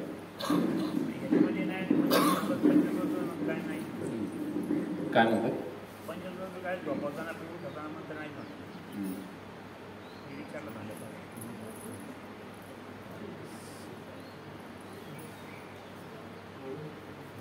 आणि त्याचबरोबर बाकी सर्व फोटोंना सुद्धा विश्राम द्यायचा. म्हणजे आचार्यगण आहेत, षडगोस्वामीगण आहेत, त्या सर्वांना विश्राम. उठवताना पण तुम्ही त्यांना प्रार्थना करू शकता उठवण्यासाठी. सेम आता जी मॉर्निंगची स्वच्छता असते हे लक्षात घ्या. भगवंतांना पुसण्याचं कापड वेगळं आहे, नैवेद्यानंतर, मंगलभोगनंतर ते तुम्ही व्यवस्थितपणे पुसू शकता. दागिन्यांची वगैरे काळजी घेत तुम्ही ते पुसू शकता. फोटो पुसण्यासाठीचे कापड वेगळे आहे, फोटो पुसले गेले पाहिजेत. अन्यथा अनेकदा काय होतं की आपण फोटोंकडे लक्ष देत नाही, मग ती स्पर्श केला की धूळ लागते. आता रोजच्या रोज फोटोसुद्धा मॉर्निंग जे पण मंगलभोगवाले आहेत फोटो पुसले पाहिजेत, फोटो पुसण्याचा कापड आहे, त्या गोष्टी झाल्या पाहिजे. आणि बऱ्याचदा ते लक्षात येतं की तुलसी महाराणी कोणी चेंज करत नाही. तुलसी महाराणी मॉर्निंग सेवेवाल्यांनी कंपल्सरी चेंज केली पाहिजे. प्रत्येक वाराचे प्रत्येक ड्रेस वेगळे आहेत तुलसी महाराणींचे, पाठीमागं लावलेले आहेत सगळे, तुम्ही ते चेंज करा. फॉर एक्झाम्पल मंगळवार असेल रेड कलरचा आहे, गुरुवार आहे पिवळा रंग आहे, रविवार आहे पिवळा रंग आहे, हे आहे तिथे तुलसी महाराणींचं ड्रेस. फक्त तुलसी तिथंच ठेवून आपल्याला कापड बदलायचं नाही, तुलसी बाहेर न्यायची, बाहेरून तुलसी माता नवीन आणायची, आरती झाल्यानंतर आणि चेंज करायचं कापड पण आणि तुलसी महाराणी पण. हे आहे तुलसी महाराणीला हां, भगवंतांचं पाणी बदलणं, प्रभुपादांचं पाणी बदलणं, हे मॉर्निंग सेवेवाल्यांचं कंपल्सरी. शयन करवणारे जे संध्याकाळचे भक्त आहेत, ते शयन करताना सुद्धा त्यांनी भगवंतांचं पाणी बदललं पाहिजे. इकडचं प्रभुपादांचं पण आणि तिकडचं पण, दोन्ही ग्लास आहे. भगवंतांचं आणि राधाराणीचं ग्लास ते मिक्स होतं, वेगवेगळं ठेवायला पाहिजे. काही आवश्यकता मोदी नसते, बॅरेमध्ये वेगवेगळे दोन त्यांनी लिहिलेले आहेत, करू शकतो. त्यांनी लिहिलेले आहे तुझी बॅरी राधाराणी गौरी काय प्लेटवरती आणि ग्लास. अच्छा, K Krishna, R for Radharani, okay, Gaurang Prabhu for G, कर सकते, कर सकते, कर सकते. यस, वेलकम, करेंगे. नहीं, मैं करूँगा, हम ऐसे नहीं करते, अदरवाइज नेक्स्ट टाइम वो करेक्शन नहीं देंगे. हम करेंगे. ठीक आहे. ॲक्च्युली फोटोजना पण पाणी ठेवण्याचा माझा विचार आहे. ग्लास तिथे सगळे असले पाहिजे. कुंजबिहारी, गौरनीताई, कृष्णचंद्रांना तर असतातच, प्रभुपादांना असतात. अजून ते 4 ग्लासेस ते वाढवायचे. त्यावेळेस आपण काहीतरी नावांचं करूयात, नाव वगैरे टाकूया ज्यांचं त्यांना राहील. ओके, बाकी आता अजून काही कोणाला विचारायचं आहे, काही राहिलं उरलं?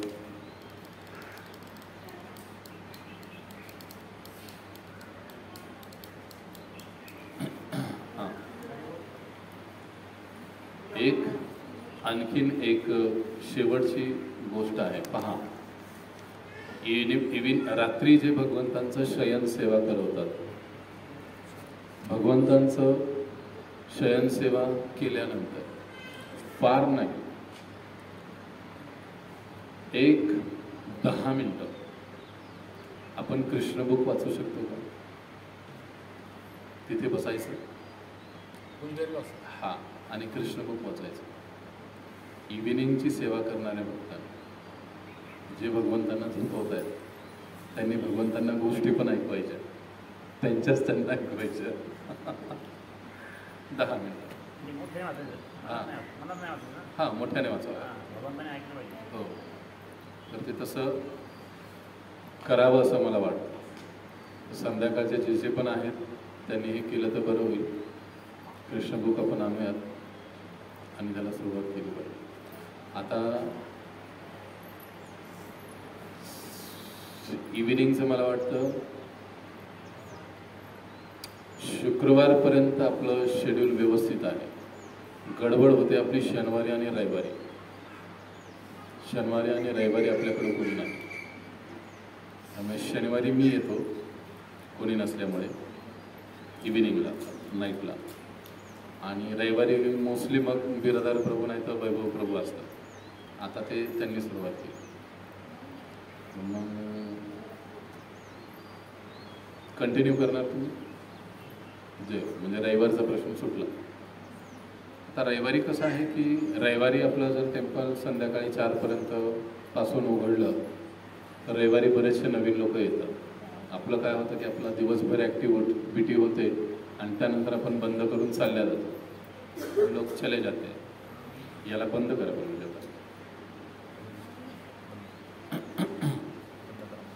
आपण चालल्या जातो, त्यामुळे काय होतं की नवीन लोक येतात, मंदिर बंद बघतात,